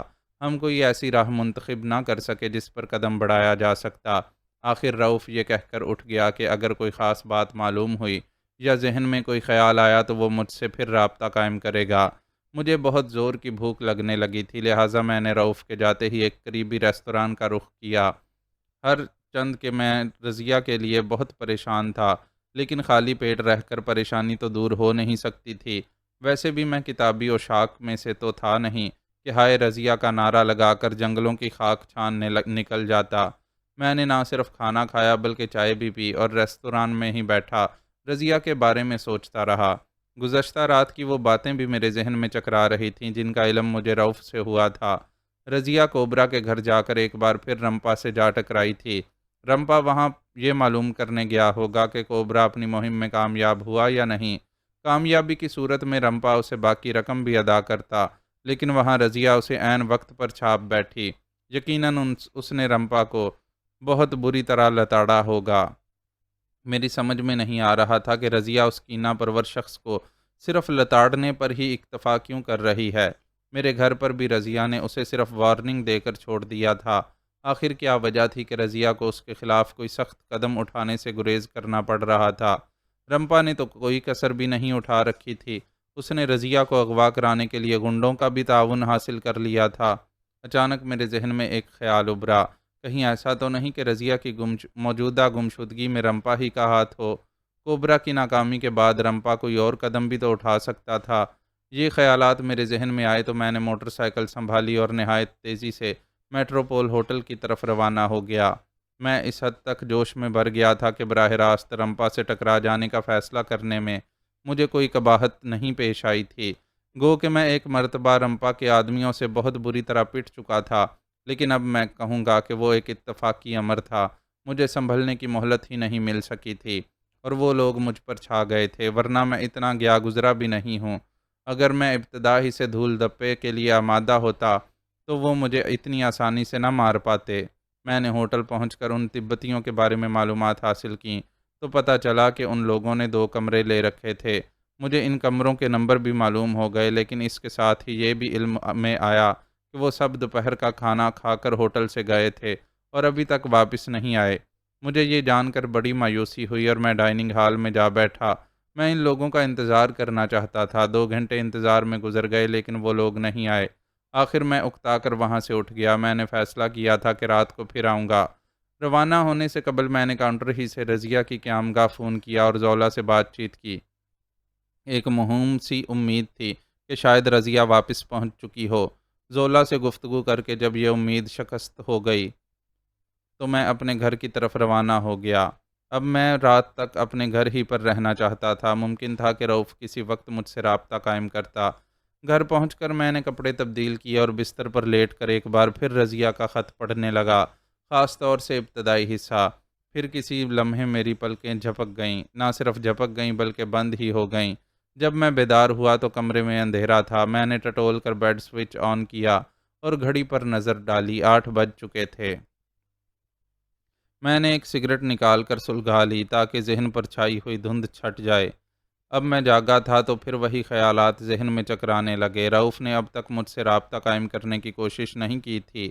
اگر وہ فون کرتا تو گھنٹی کی آواز مجھے ضرور جگا دیتی۔ غزالہ کا بھی فون نہیں آیا تھا، حالانکہ وہ تیز ترار لڑکی نچلی نہیں بیٹھ سکتی تھی۔ اس کے علاوہ کمانڈر حق نے بھی مجھ سے رابطہ قائم نہیں کیا تھا۔ گویا سبھی لوگ مجھے بھولے بیٹھے تھے۔ 9 بجے میں گھر سے نکلا اور ایک بار پھر میٹروپول کی طرف روانہ ہو گیا۔ وہاں پہنچ کر پتہ چلا کہ ان تبتیوں کا اب تک کوئی پتہ نہیں تھا۔ ان کے اس طرح لاپتہ ہو جانے سے مجھے تشویش ہونے لگی۔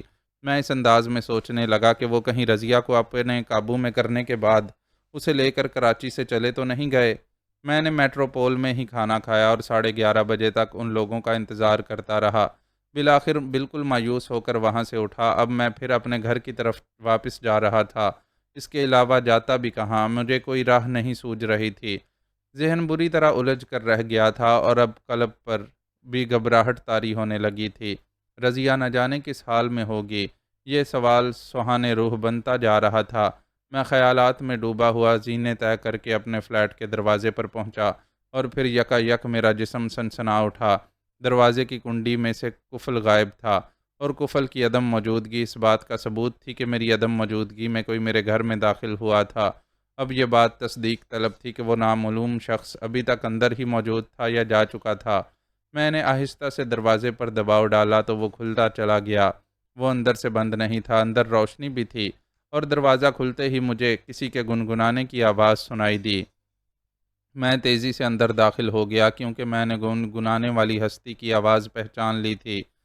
میری آنکھوں نے اس کی تصدیق بھی کر دی۔ ایک صوفے پر رضیہ بیٹھی ہوئی کسی رسالے کی ورق گردانی کرتے ہوئے گنگنا رہی تھی، جانے کیا گزرے ہے قطرے پہ گوہر ہونے تک۔ رزو، میں تقریباً چیخ کر اس کی طرف جھپٹا۔ وہ بکھلا کر کھڑی ہو گئی اور میں بے تحاشا اس سے لپٹ گیا۔ اس وقت میری حالت شاید کسی فلمی ہیرو کی سی تھی جو ظالم سماج کی دیوار کو توڑتا پھوڑتا ہوا اپنی محبوبہ گمگشتہ تک پہنچ گیا ہو۔ ارے ارے کیا وحشت ہے! وہ میرے بازوؤں میں کسمسائی۔ تم یہاں کیسے آئیں رزو؟ دروازے سے، اس نے معصومیت سے جواب دیا، لیکن تالے کھولنا میرے بائیں ہاتھ کا کھیل ہے۔ لیکن تم تھی کہاں؟ اب تم نے ایک قاعدے کا سوال کیا ہے، لیکن اس کا جواب دینے کے لیے مجھے اطمینان سے بیٹھنے کی ضرورت ہے۔ مجھے اس طرح دبوچے ہوئے کب تک کھڑے رہو گے؟ اوہ، اب مجھے پوزیشن کا خیال آیا اور میں نے گھبرا کر اسے چھوڑ دیا۔ اتنی دیر بعد مجھے یہ احساس ہوا تھا کہ میں نے اظہار شوق کی صورت نکالی تھی۔ معاف کرنا رزو، تمہیں اچانک دیکھ کر مجھے خود پر قابو نہیں رہ گیا تھا۔ اچھا، اب دروازہ تو بند کر دو پہلے، رضیہ نے مسکرا کر کہا۔ لیکن تم دروازہ کھولے ہوئے بیٹھی تھیں۔ نہیں، میں نے تمہاری آہٹ سن کر ہی دروازہ کھولا تھا اور اس کے بعد پھر صوفے پر آ بیٹھی تھی۔ میں نے لپک کر دروازہ بند کیا اور جلدی سے پھر رضیہ کے قریب پہنچ گیا۔ اس کے قریب ہی بیٹھتا ہوا بولا، تمہاری گمشدگی نے تو میرا دل ہلا کر رکھ دیا تھا۔ آخر کہاں غائب ہو گئی تھیں؟ کیا تم نے میرا خط نہیں پڑھا تھا؟ اس میں تو یہ لکھا تھا کہ تم شیر بہادر کے گھر جا رہی ہو۔ میں وہیں گئی تھی اور اس کے بعد میں سیدھی یہاں آئی ہوں۔ کیا مطلب؟ میں حیرت سے بولا۔ میں رات سے اب تک شیر بہادر ہی کے گھر میں تھی۔ کیا کہہ رہی ہو؟ میں تیزی سے بولا۔ یقین کرو میں غلط نہیں کہہ رہی ہوں۔ تو کیا تم اب تک اس کی مہمان تھیں؟ بن بلائی وہ ہنس پڑی۔ خدا کے لیے پوری بات بتاؤ، میں نے زچ ہو کر کہا۔ تم ذرا سکون کا مظاہرہ کرو تو اطمینان سے سب کچھ بتا دوں۔ تم پر تو وحشت سوار ہے۔ وحشت تو اس لیے سوار ہے کہ خیر چھوڑو، اب میں کچھ نہیں بولوں گا، تم جلدی سے شروع ہو جاؤ۔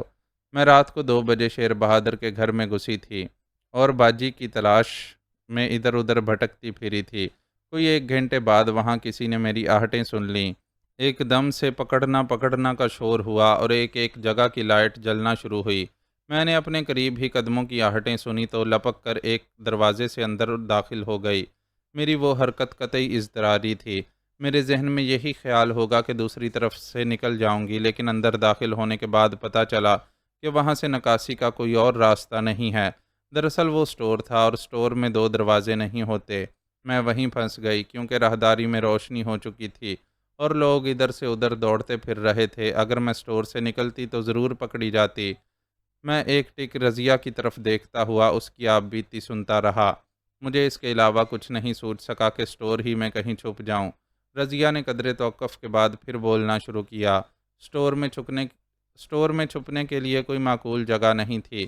مجھے وہاں گتے کا ایک بہت بڑا ڈبہ رکھا ہوا نظر آیا تو میں نے اسے کھول کر دیکھا۔ اس میں میلے کچیلے کپڑے بھرے ہوئے تھے۔ میں اس میں سے کچھ کپڑے نکال کر ڈبے میں گھس گئی اور وہ کپڑے اپنے اوپر پھیلا لیے۔ ان کی بو سے مجھے سانس لینا دوبر ہو گیا تھا، لیکن مرتا کیا نہ کرتا کہ مصداق بے حس و حرکت بیٹھی رہی۔ کچھ دیر بعد سٹور کا دروازہ کھلنے اور بند ہونے کی آوازیں سنائی دیں۔ غالباً کسی نے اندر آنے کے بجائے صرف جھانکنے ہی پر اکتفا کیا تھا۔ گویا میرے ستارے اچھے جا رہے تھے۔ میں دوڑنے بھاگنے کی آوازیں سنتی رہی اور اسی عالم میں صبح ہو گئی۔ روشنی ہونے کے بعد ہی ان لوگوں نے مجھے تلاش کرنا ترک کیا تھا۔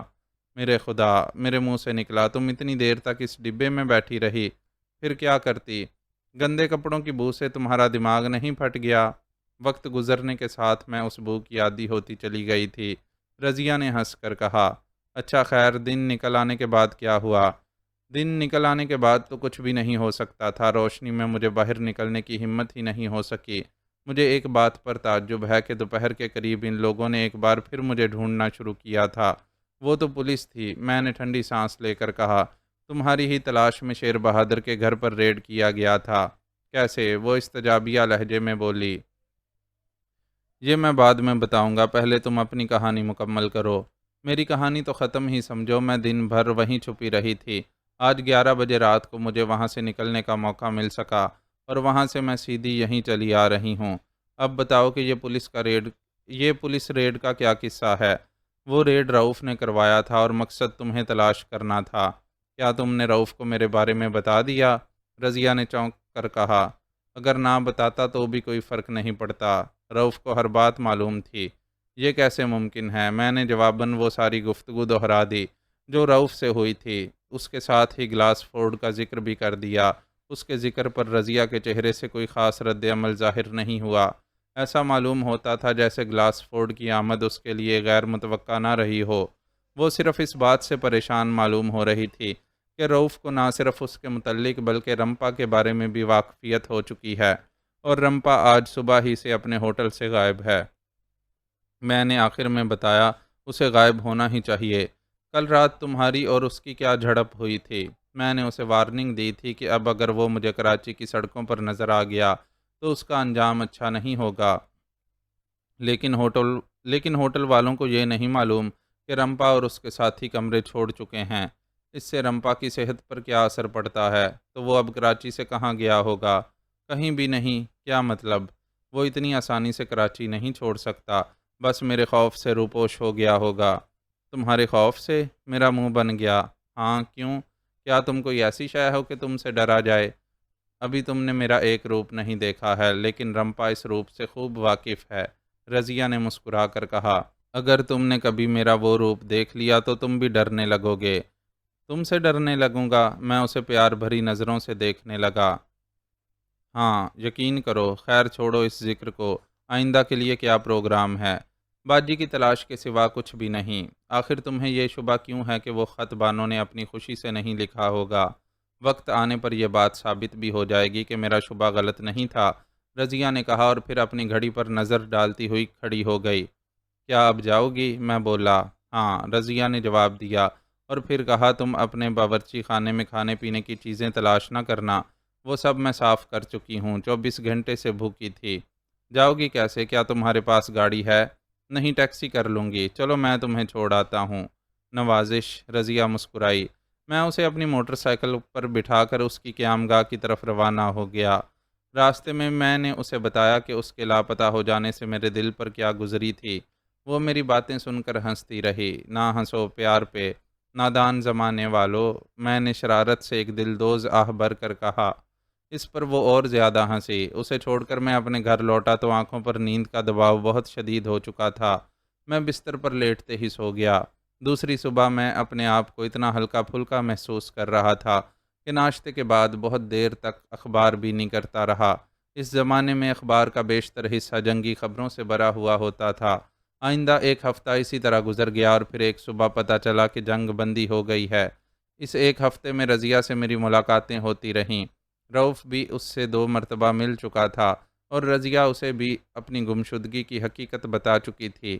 میں تو بانو کی طرف سے بڑی حد تک مطمئن ہو گیا تھا، لیکن رضیہ پریشان ہی رہتی تھی اور اس کی سمجھ میں نہیں آتا تھا کہ وہ بانو کی تلاش میں کہاں جائے، کیا کرے۔ رمپا اور اس کے ساتھی بدستور غائب تھے۔ اس عرصے میں غزالہ بھی 2 مرتبہ مجھ سے مل چکی تھی۔ جس روز جنگ بندی ہوئی اس روز وہ مجھ سے تیسری مرتبہ ملی۔ وہ میرے گھر پر آئی تھی اور آتے ہی اس نے ایک دھماکہ کر دیا تھا۔ نومی مر گئی۔ کیا؟ میں اچھل پڑا۔ میں ابھی اسی کے گھر سے آ رہی ہوں، غزالہ نے بتایا۔ ڈاکٹروں نے اتنے دن تک جدوجہد کی لیکن اسے بچا نہیں سکے۔ شیر بہادر دھاڑے مار مار کر رو رہا تھا۔ میں غزالہ کا منہ تکتا رہ گیا۔ ایک طویل عرصہ گزر جانے کی وجہ سے مجھے اب یاد نہیں رہا کہ نومی کی موت کی خبر نے میرے قلب و ذہن پر کیا اثرات چھوڑے تھے۔ غزالہ کے رخصت ہوتے ہی میں نے ٹیلی فون پر رضیہ سے رابطہ قائم کیا اور اسے نومی کی موت سے آگاہ کرنے کے بعد کہا، یہ خبر میرے ذہن میں کچھ جم نہیں رہی۔ کیوں؟ وہ بیمار تو تھی، لیکن اتنے دن تک علاج کے باوجود ڈاکٹر اسے کیوں نہیں بچا سکے؟ بعض مریض اس سے کہیں زیادہ عرصے تک ڈاکٹروں کو پریشان کرتے ہیں اور پھر دنیا سے چل دیتے ہیں۔ تم بھی ٹھیک کہہ رہی ہو، لیکن یہ شاید میری چھٹی حس ہے جو مجھے نومی کی موت کے بارے میں کچھ سوچنے پر مجبور کر رہی ہے۔ کہیں تم یہ تو نہیں کہنا چاہتے کہ وہ مری ہی نہیں؟ شاید۔ اس کی تصدیق تو آسانی سے کی جا سکتی ہے۔ میں بس اب اسی مہم پر روانہ ہو رہا ہوں۔ تمہارا آج کے لیے کوئی خاص پروگرام تو نہیں؟ نہیں، کیوں؟ اس لیے پوچھ لیا کہ اگر مجھے کوئی خاص بات معلوم ہوئی تو میں سیدھا تمہاری طرف ہی آؤں گا۔ میں گھر پر ہی ہوں۔ اگر کہیں گئی تو زولا کو بتا جاؤں گی کہ کہاں جا رہی ہوں۔ ٹھیک ہے، میں نے یہ کہہ کر ماؤتھ پیس کو بوسہ دیا اور سلسلہ منقطع کر دیا۔ اس روز میں بے حد مصروف رہا۔ میں نے کلب کے کئی ایسے آدمیوں سے ملاقات کی جو شیر بہادر کو پرسہ دینے اس کے گھر گئے تھے۔ ان لوگوں سے گفتگو کی روشنی میں نومی کی موت کی تصدیق ہوتی تھی۔ مجھے یہ بھی معلوم ہوا کہ نومی کی موت کا سرٹیفکیٹ اسی اینگلو انڈین ڈاکٹر ویلس نے جاری کیا ہے۔ خاصی بھاگ دوڑ کے باوجود بھی کوئی ایسی بات میرے علم میں نہیں آ سکی جو میری چھٹی حس کی شرارت پر کوئی روشنی ڈالتی۔ تھک ہار کر میں رضیہ کے گھر پہنچا۔ پہنچتے ہی میں نے کھانے کی فرمائش کر دی کیونکہ مجھے شدید بھوک لگ رہی تھی۔ رضیہ نے ابھی کھانا نہیں کھایا تھا، لہٰذا اس نے بھی میرا ساتھ دیا۔ اس دوران میں اسے بتا چکا تھا کہ نومی کے سلسلے میں مجھے کوئی خاص بات نہیں معلوم ہو سکی۔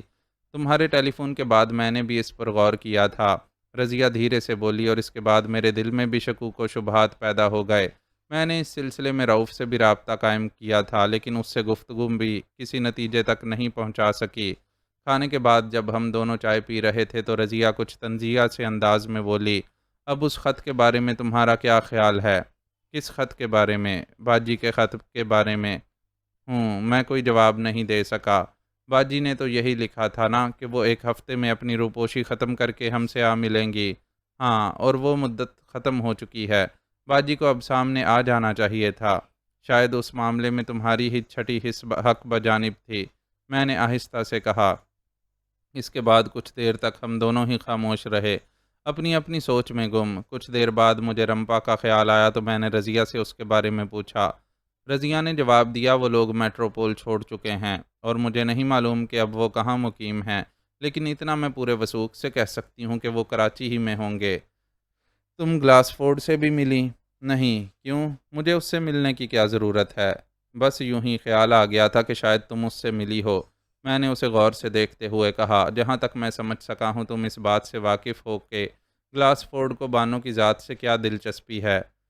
ہاں، رضیہ نے مسکرا کر کہا، تم نے ٹھیک سمجھا۔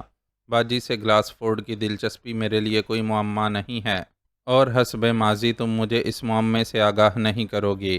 میں نے منہ بنا کر کہا۔ ظاہر ہے وہ ہنس پڑی۔ میں باجی کا کوئی راز بھی تمہیں ہرگز نہیں بتا سکتی۔ اور میری بات پوری نہیں ہوئی تھی کہ زولا نے ڈرائنگ روم میں آ کر بتایا کہ رضیہ کا فون آیا ہے۔ رضیہ مجھ سے معذرت کر کے اندر چلی گئی اور میں بے چینی سے اس کی واپسی کا انتظار کرنے لگا۔ مجھے بے چینی یوں محسوس ہوئی تھی کہ رضیہ کے لیے آنے والی فون کال یقیناً کسی اہمیت کی حامل ہونی چاہیے تھی۔ یہاں رضیہ کا حلقہ احباب اتنا وسیع نہیں تھا کہ کوئی بے تکلف محض خیریت معلوم کرنے کے لیے فون کر بیٹھتا۔ جب رضیہ واپس آئی تو اس کا چہرہ میرے شبے کی تصدیق کر رہا تھا۔ وہ سوچ میں ڈوبی ہوئی سی تھی۔ میں اس کے بولنے کا انتظار نہ کر سکا اور بےتابی سے پوچھ بیٹھا، کون تھا؟ رؤف۔ اوہ، خیریت؟ اس نے ایک عجیب اطلاع دی ہے، یعنی شیر بہادر اپنی بیٹی کی آخری رسومات کراچی میں ادا نہیں کرنا چاہتا، پھر وہ نومی کی لاش کو ویتنام لے جانا چاہتا ہے۔ اس اطلاع پر میں رضیہ کا منہ تکتا رہ گیا۔ میں فوری طور پر کوئی تبصرہ کرنے سے قاصر رہا تھا۔ کچھ دیر بعد میں نے پوچھا، رؤف اس سلسلے میں کیا اظہار خیال کر رہا تھا؟ اس نے کوئی اظہار خیال نہیں کیا۔ اس کا انداز ایسا تھا جیسے وہ میرا خیال جاننا چاہتا ہو۔ کہیں ایسا تو نہیں کہ یہ لوگ نومی کی آڑ میں بانو کو یہاں سے نکال لے جانا چاہتے ہوں؟ نومی کی آڑ میں کیا مطلب؟ میں یہ کہنا چاہتا ہوں کہ نومی کی جگہ بانو کو نہ دے دی گئی ہو۔ یہ کیسے ممکن ہے؟ باجی اور نومی جسامت کے اعتبار سے بہت مختلف ہیں۔ رہ گیا چہرہ تو اسے نومی کے چہرے سے مماثل کیا جا سکتا ہے، لیکن اس قسم کے میک اپ کا بھرم صرف پردہ فلم پر ہی قائم رہ سکتا ہے۔ حقیقت کی دنیا میں یہ ممکن نہیں۔ چند فٹ کے فاصلے سے دیکھنے والے بھی جان لیں گے کہ میک اپ کیا گیا ہے۔ لیکن میں کئی جاسوسی ناولوں میں پڑھ چکا ہوں کہ کیا تم کسی جاسوسی ناول کا کردار ہو؟ رضیہ ہنس پڑی۔ میں شہادت کی انگلی سے اپنا دایاں گال کھجانے لگا۔ کچھ دیر خاموشی رہی، پھر رضیہ بولی، اب کیا سوچنے لگے؟ یہی کہ ڈاکٹر ویلس سے نپٹنا چاہیے۔ نومی کی موت کا سرٹیفکیٹ اسی نے دیا ہے نا؟ تم اس سے کس طرح نپٹنا چاہتے ہو؟ یہ تو ابھی نہیں سوچا، جب سوچ لو تو مجھ سے مشورہ ضرور کر لینا۔ میں سر ہلا کر رہ گیا۔ پھر 3 دن گزر گئے۔ شیر بہادر ابھی تک کراچی سے روانہ نہیں ہو سکا تھا۔ نومی کی لاش لے جانے کے سلسلے میں کاغذی کارروائی مکمل نہیں ہو سکی تھی۔ تیسرے دن شام کو میں اپنے گھر سے نکلنے ہی والا تھا کہ غزالہ ٹپک پڑی۔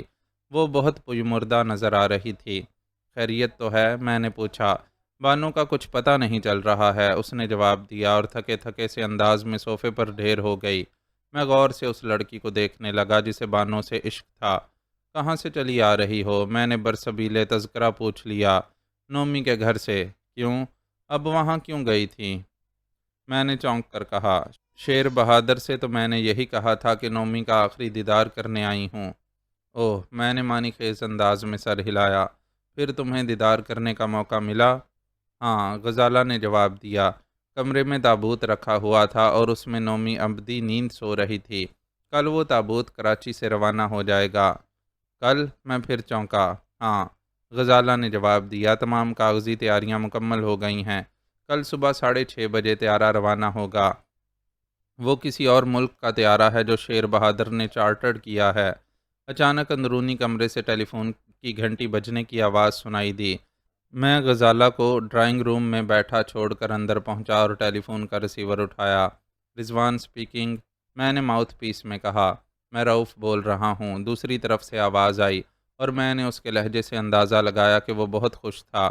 رسمی سلام دعا کے بعد میں نے پوچھا، اس وقت کیسے یاد کر لیا خاکسار کو؟ صرف ایک اطلاع دینا تھی، کل صبح 5 بجے شیر بہادر کے گھر پر ایک دلچسپ تماشا ہوگا۔ اگر آپ اس سے لطف لینا چاہتے ہوں تو اس وقت شیر بہادر کی قیامگاہ کے آس پاس موجود رہیے گا۔ تماشا کیسا؟ میں نے تعجب سے پوچھا۔ یہ میں ابھی نہیں بتا سکتا۔ ہاں، اس بات کا خیال رہے کہ آپ کسی کو بھی اس کے بارے میں کچھ نہیں بتائیں گے۔ رضیہ کو بھی نہیں؟ صرف ان کو بتایا جا سکتا ہے۔ آخر بات کیا ہے؟ کچھ تو بتائیے۔ آخری قسط کل صبح کے اخبار میں ملاحظہ فرمائیں۔ رؤف نے ہلکا سا قہقہا لگا کر کہا اور سلسلہ منقطع کر دیا۔ میں نے ریسیور رکھا تو میرے جسم میں ہلکی سی سنسناہٹ پھیلی ہوئی تھی۔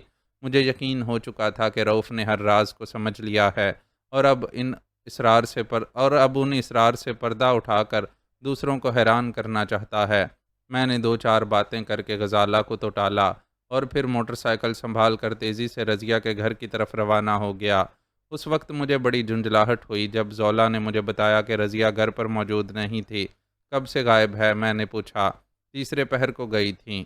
جاتے ہوئے یہ نہیں بتایا تھا کہ کدھر کا رخ کیا ہے؟ جی نہیں۔ مجھے غصہ تو بہت آیا لیکن وہ برجانے درویش ہی ہو سکتا تھا۔ میں ڈرائنگ روم میں ہی جم گیا۔ اس کے علاوہ کیا ہو سکتا تھا کہ میں رضیہ کا انتظار کروں؟ یہ انتظار اتنا طویل ہوا کہ رات کا کھانا بھی میں نے وہیں کھایا۔ 11 بجے رات کو جب میری بے چینی نقطۂ عروج پر پہنچ چکی تھی تو رضیہ آ گئی۔ وہ تھکی تھکی سی نظر آ رہی تھی لیکن مجھے دیکھ کر کسی پھول کی طرح کھل گئی اور بولی، تم اس وقت یہاں؟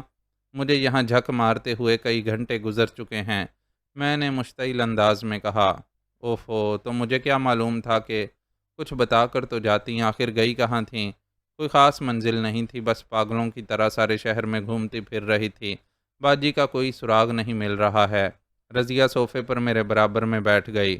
میرا خیال ہے کہ رؤف اس معاملے میں کچھ کر گزرا ہے، میں نے کہا، اور پھر وہ ساری باتیں بتا دیں جو بتانے ہی کے لیے دوڑا دوڑا اس کے گھر آیا تھا۔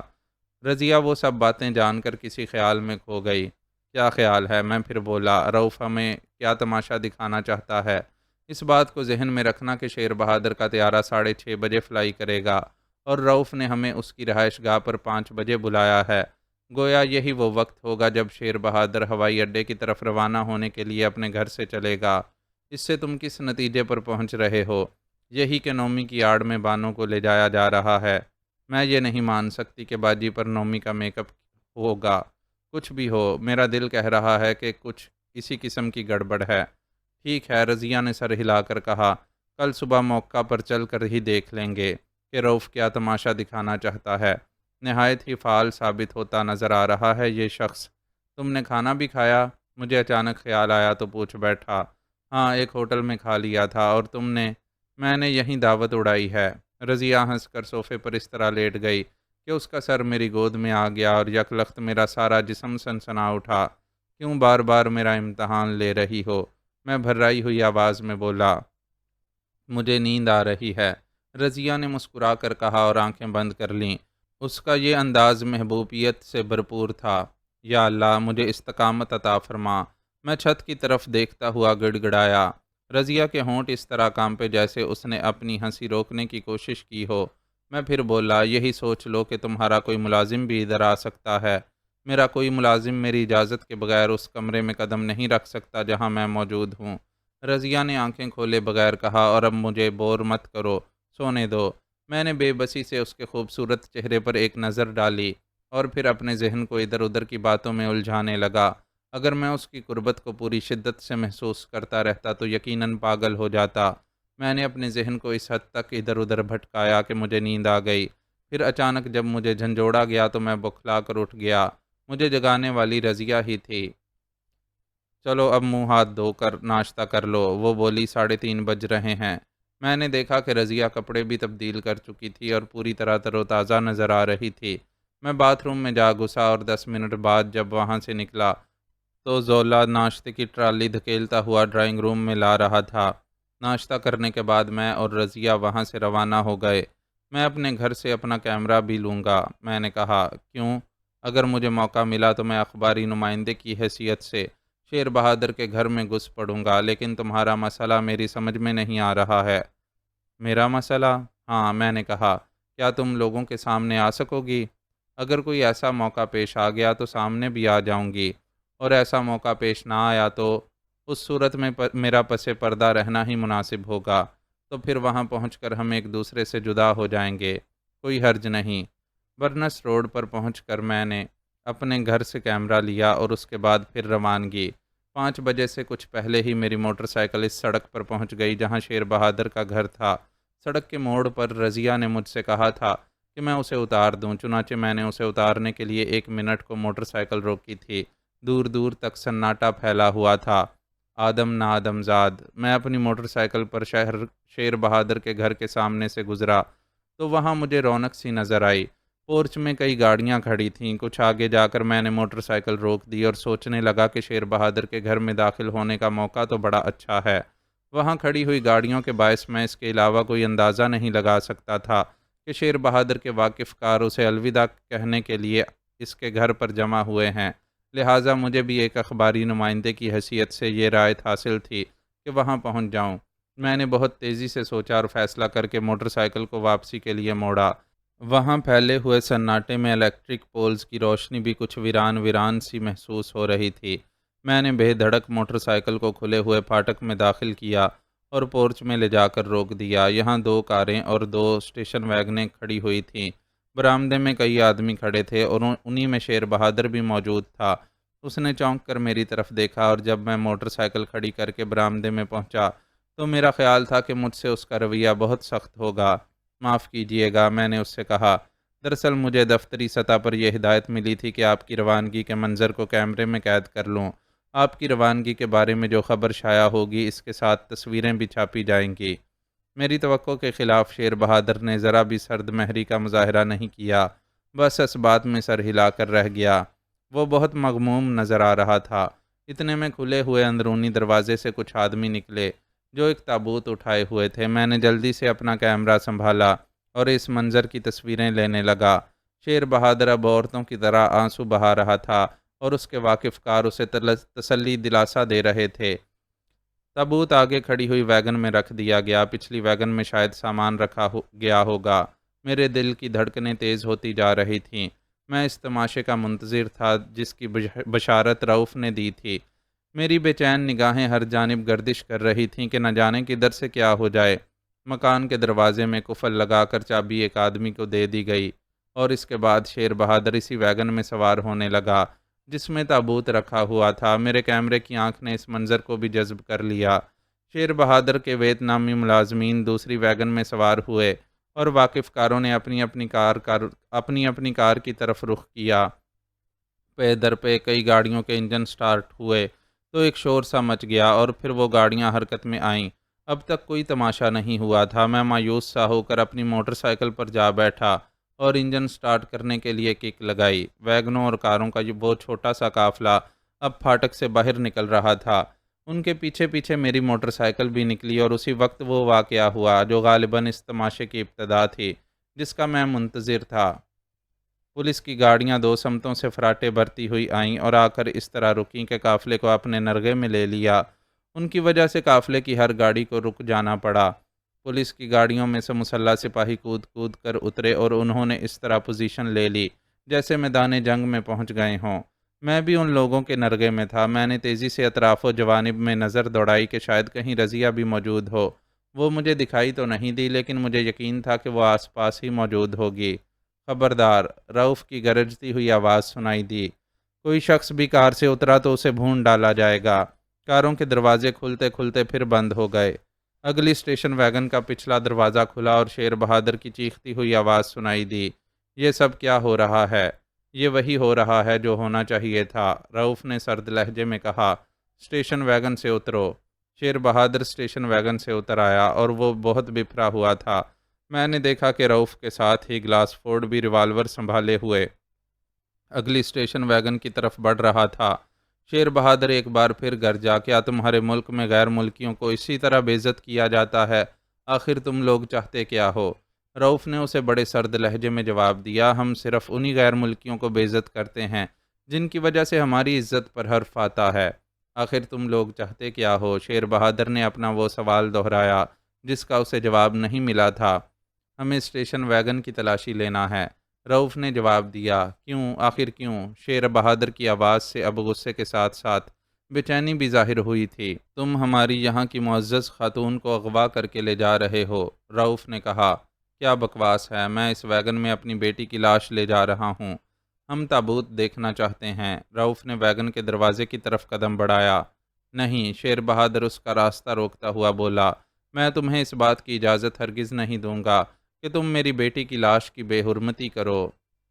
مسٹر شیر بہادر، رؤف نے بڑے سخت لہجے میں کہا، اگر تم ہمارے کام میں حارج ہونے کی کوشش کرو گے تو قانون اپنے اس حق کو استعمال کرے گا کہ تمہیں باندھ کر ایک طرف ڈال دے۔ میں اپنے سفارت خانے سے تم لوگوں کی شکایت کروں گا۔ شیر بہادر چیخ کر بولا، تمہارا جو دل چاہے وہ کرنا، لیکن اس وقت ہمیں وہ کرنے دو جو ہم چاہتے ہیں۔ رؤف پھر ویگن کی طرف بڑھا۔ اس مرتبہ شیر بہادر نے اس کے راستے میں حائل ہونے کی کوشش نہیں کی تھی۔ میں نے جلدی سے اپنی موٹر سائیکل کھڑی کر دی اور پھر رؤف کی طرف بڑھنا ہی چاہتا تھا کہ ایک سپاہی نے مجھے تنبیہ کی، خبردار، اپنی جگہ سے آگے بڑھنے کی کوشش مت کرو۔ سپاہی کی آواز سن کر رؤف نے پیچھے دیکھا اور پھر سپاہی سے بولا، انہیں آنے دو۔ اب میں بے دھڑک رؤف کی طرف بڑھتا چلا گیا۔ رؤف کے ساتھ گلاس فورڈ بھی اسٹیشن ویگن میں داخل ہو رہا تھا۔ اس نے ٹارچ جلا لی تھی۔ میں نے اپنا کیمرہ سنبھال لیا۔ میں ہر یادگار منظر کو اپنے کیمرے میں محفوظ کر لینا چاہتا تھا۔ شیر بہادر نے بھی اسٹیشن ویگن میں گھسنا چاہا تھا لیکن اس کی خواہش پوری نہیں ہو سکی تھی۔ غالباً رؤف ہی نے اشارہ کیا تھا اور دو سپاہی شیر بہادر کے سر پر مسلط ہو گئے تھے۔ تابوت کا ڈھکنا کھولنا پڑے گا، گلاس فورڈ اسی طرح بڑبڑایا جیسے خود سے مخاطب ہو۔ شیر بہادر کو اسٹیشن ویگن میں داخل ہونے کا تو موقع نہیں مل سکا تھا لیکن وہ باہر ہی کھڑا ہوا اندر کا جائزہ لے رہا تھا اور زور زور سے پاکستانی پولیس کو برا بھلا کہہ رہا تھا۔ رؤف اور گلاس فورڈ مل کر اس تابوت کا ڈھکنا کھولنے لگے۔ وہ اتنا وزنی تھا کہ اسے کھولنے میں خاصی دقت ہوئی تھی۔ میں کیمرہ سنبھالے دھڑکتے دل کے ساتھ اس تابوت میں بانوں کو دیکھنے کا منتظر تھا۔ جیسے ہی ڈھکنا کھلا میں نے کیمرے کا بٹن دبا دیا، فلیش گن کا دھماکہ ہوا اور تصویر محفوظ ہو گئی، لیکن وہ تصویر بانو کی نہیں، نومی کی لاش کی تھی۔ تابوت میں نومی کی لاش ہی تھی اور اس کی جسامت کو دیکھتے ہوئے یہ قیاس نہیں کیا جا سکتا تھا کہ وہ بانو ہوں گی اور ان پر نومی کا میک اپ کیا گیا ہوگا۔ تابوت کو کھولتے ہی اسٹیشن ویگن میں ان کیمیائی اجزاء کی بو پھیل گئی تھی جو لاش کو محفوظ کرنے کے لیے استعمال کیے جاتے ہیں۔ اوہ، رؤف کی آواز میں شدید مایوسی تھی۔ دیکھ لیا، دیکھ لیا، باہر سے شیر بہادر چیخا، یہ میری بیٹی کی لاش ہے یا کوئی مغویہ؟ شور مت مچاؤ، رؤف پلٹ کر گرایا۔ گلاس فورڈ اس تابوت کو ادھر ادھر سے ٹٹول رہا تھا۔ آخر وہ پھر بڑبڑایا، یہ دوہرا تابوت معلوم ہوتا ہے۔ دوہرا؟ رؤف نے چونک کر کہا۔ ہاں، گلاس فورڈ نے کہا، اب ہم اس تختے کو الگ کریں گے جس پر نومی کی لاش رکھی ہوئی ہے۔ مجھے یقین ہے کہ اس تختے کے نیچے ایک اور خلا ہوگی۔ یہ کام تو آسان نہیں ہوگا، رؤف نے کہا، دو ایک سپاہیوں کی مدد لینا ہوگی۔ یہ باتیں شیر بہادر نے بھی سنی تھیں اور میں نے اس کا رنگ متغیر ہوتے ہوئے دیکھا تھا۔ اچانک اس نے اپنی جیب میں ہاتھ ڈال کر ریوالور نکال لیا، لیکن یہ اس کی بدقسمتی تھی کہ وہ دونوں سپاہی بہت ہوشیار تھے جنہیں رؤف نے اس کے سر پر مسلط کیا تھا۔ ان میں سے ایک نے اپنی رائفل کی بٹ شیر بہادر کے ہاتھ پر ماری اور دوسرے نے سر پر رسید کر دی۔ شیر بہادر ایک ہلکی سی کراہ کے ساتھ سڑک پر ڈھیر ہو گیا۔ رؤف نے آسودہ نظروں سے یہ سب کچھ دیکھا اور پھر گلاس فورڈ سے بولا، آپ کا خیال درست معلوم ہوتا ہے، ورنہ یہ اس موقع پر اس حد تک آپے سے باہر نہیں ہوتا۔ میں اس ڈرامے میں ایک خاموش تماشائی بنا ہوا تھا اور بے چینی میرے اعصاب پر مسلط ہوتی جا رہی تھی۔ میں چاہتا تھا کہ جو کچھ بھی ہے وہ جلد از جلد آشکار ہو جائے۔ اب 6 بجنے والے تھے لیکن اندھیرا کم نہیں ہوا تھا۔ رؤف نے 2 سپاہیوں کو اسٹیشن ویگن میں بلا لیا تاکہ ان کی مدد سے تابوت کے دوہرے ہونے کا پتہ چلایا جا سکے۔ شیر بہادر کے تمام ساتھی اپنی اپنی گاڑیوں میں دم بخود بیٹھے تھے۔ پولیس کی وارننگ کے بعد ان میں سے کوئی بھی باہر نکلنے کی ہمت نہیں کر سکا تھا۔ جفاکش سپاہیوں نے بہت جلد اس تابوت کے دوہرے ہونے کا بھرم کھول دیا۔ لاش کا تختہ ہٹاتے ہی وہ خلا نظر آ گئی جو اس کے نیچے تھی۔ شیر بہادر کی بوکھلاہٹ مجھے یقین دلا چکی تھی کہ اس خلا میں بانو ہی ہوں گی، لیکن جب وہ خلا سامنے آئی تو گلاس فورڈ کے چہرے کا بھی رنگ پھیکا پڑ گیا اور یہ دیکھ کر میرا دل بھی ڈوب گیا کہ بانو اس خلا میں بھی نہیں تھیں۔ یہ کیا ہے؟ رؤف متغیرانہ انداز میں بولا اور ان کالے کالے ٹکڑوں کو اٹھا کر سونگھنے لگا جو اس خلا میں بھرے ہوئے تھے۔ چرس میرے منہ سے بے اختیار نکل گیا۔ چوٹ ہو گئی۔ گلاس فورڈ اپنا نچلا ہونٹ کاٹتا ہوا بولا۔ پھر شاید 1 منٹ تک کوئی بھی کچھ نہیں بولا۔ سبھی سناٹے میں آ گئے تھے۔ آخر رؤف بررائی ہوئی آواز میں بولا، اب ہمیں کیا کرنا چاہیے؟ آپ چرس کی اسمگلنگ کے جرم میں شیر بہادر کو گرفتار تو کر ہی سکتے ہیں، گلاس فورڈ بولا۔ رؤف نے کچھ سوچتے ہوئے سر ہلایا اور پھر میری طرف دیکھتے ہوئے کہا، مسٹر رضوان، آپ سمجھ تو گئے ہوں گے کہ ہمیں کیا توقع تھی، لیکن بہرحال ہم ناکام ہو چکے ہیں۔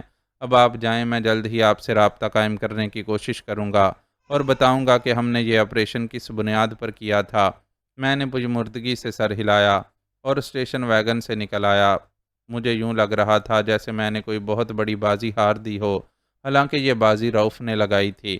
میں جب موٹر سائیکل پر بیٹھ کر وہاں سے روانہ ہونے لگا تو مجھے رضیہ کا خیال آیا۔ وہ آس پاس تو کہیں دکھائی نہیں دے رہی تھی۔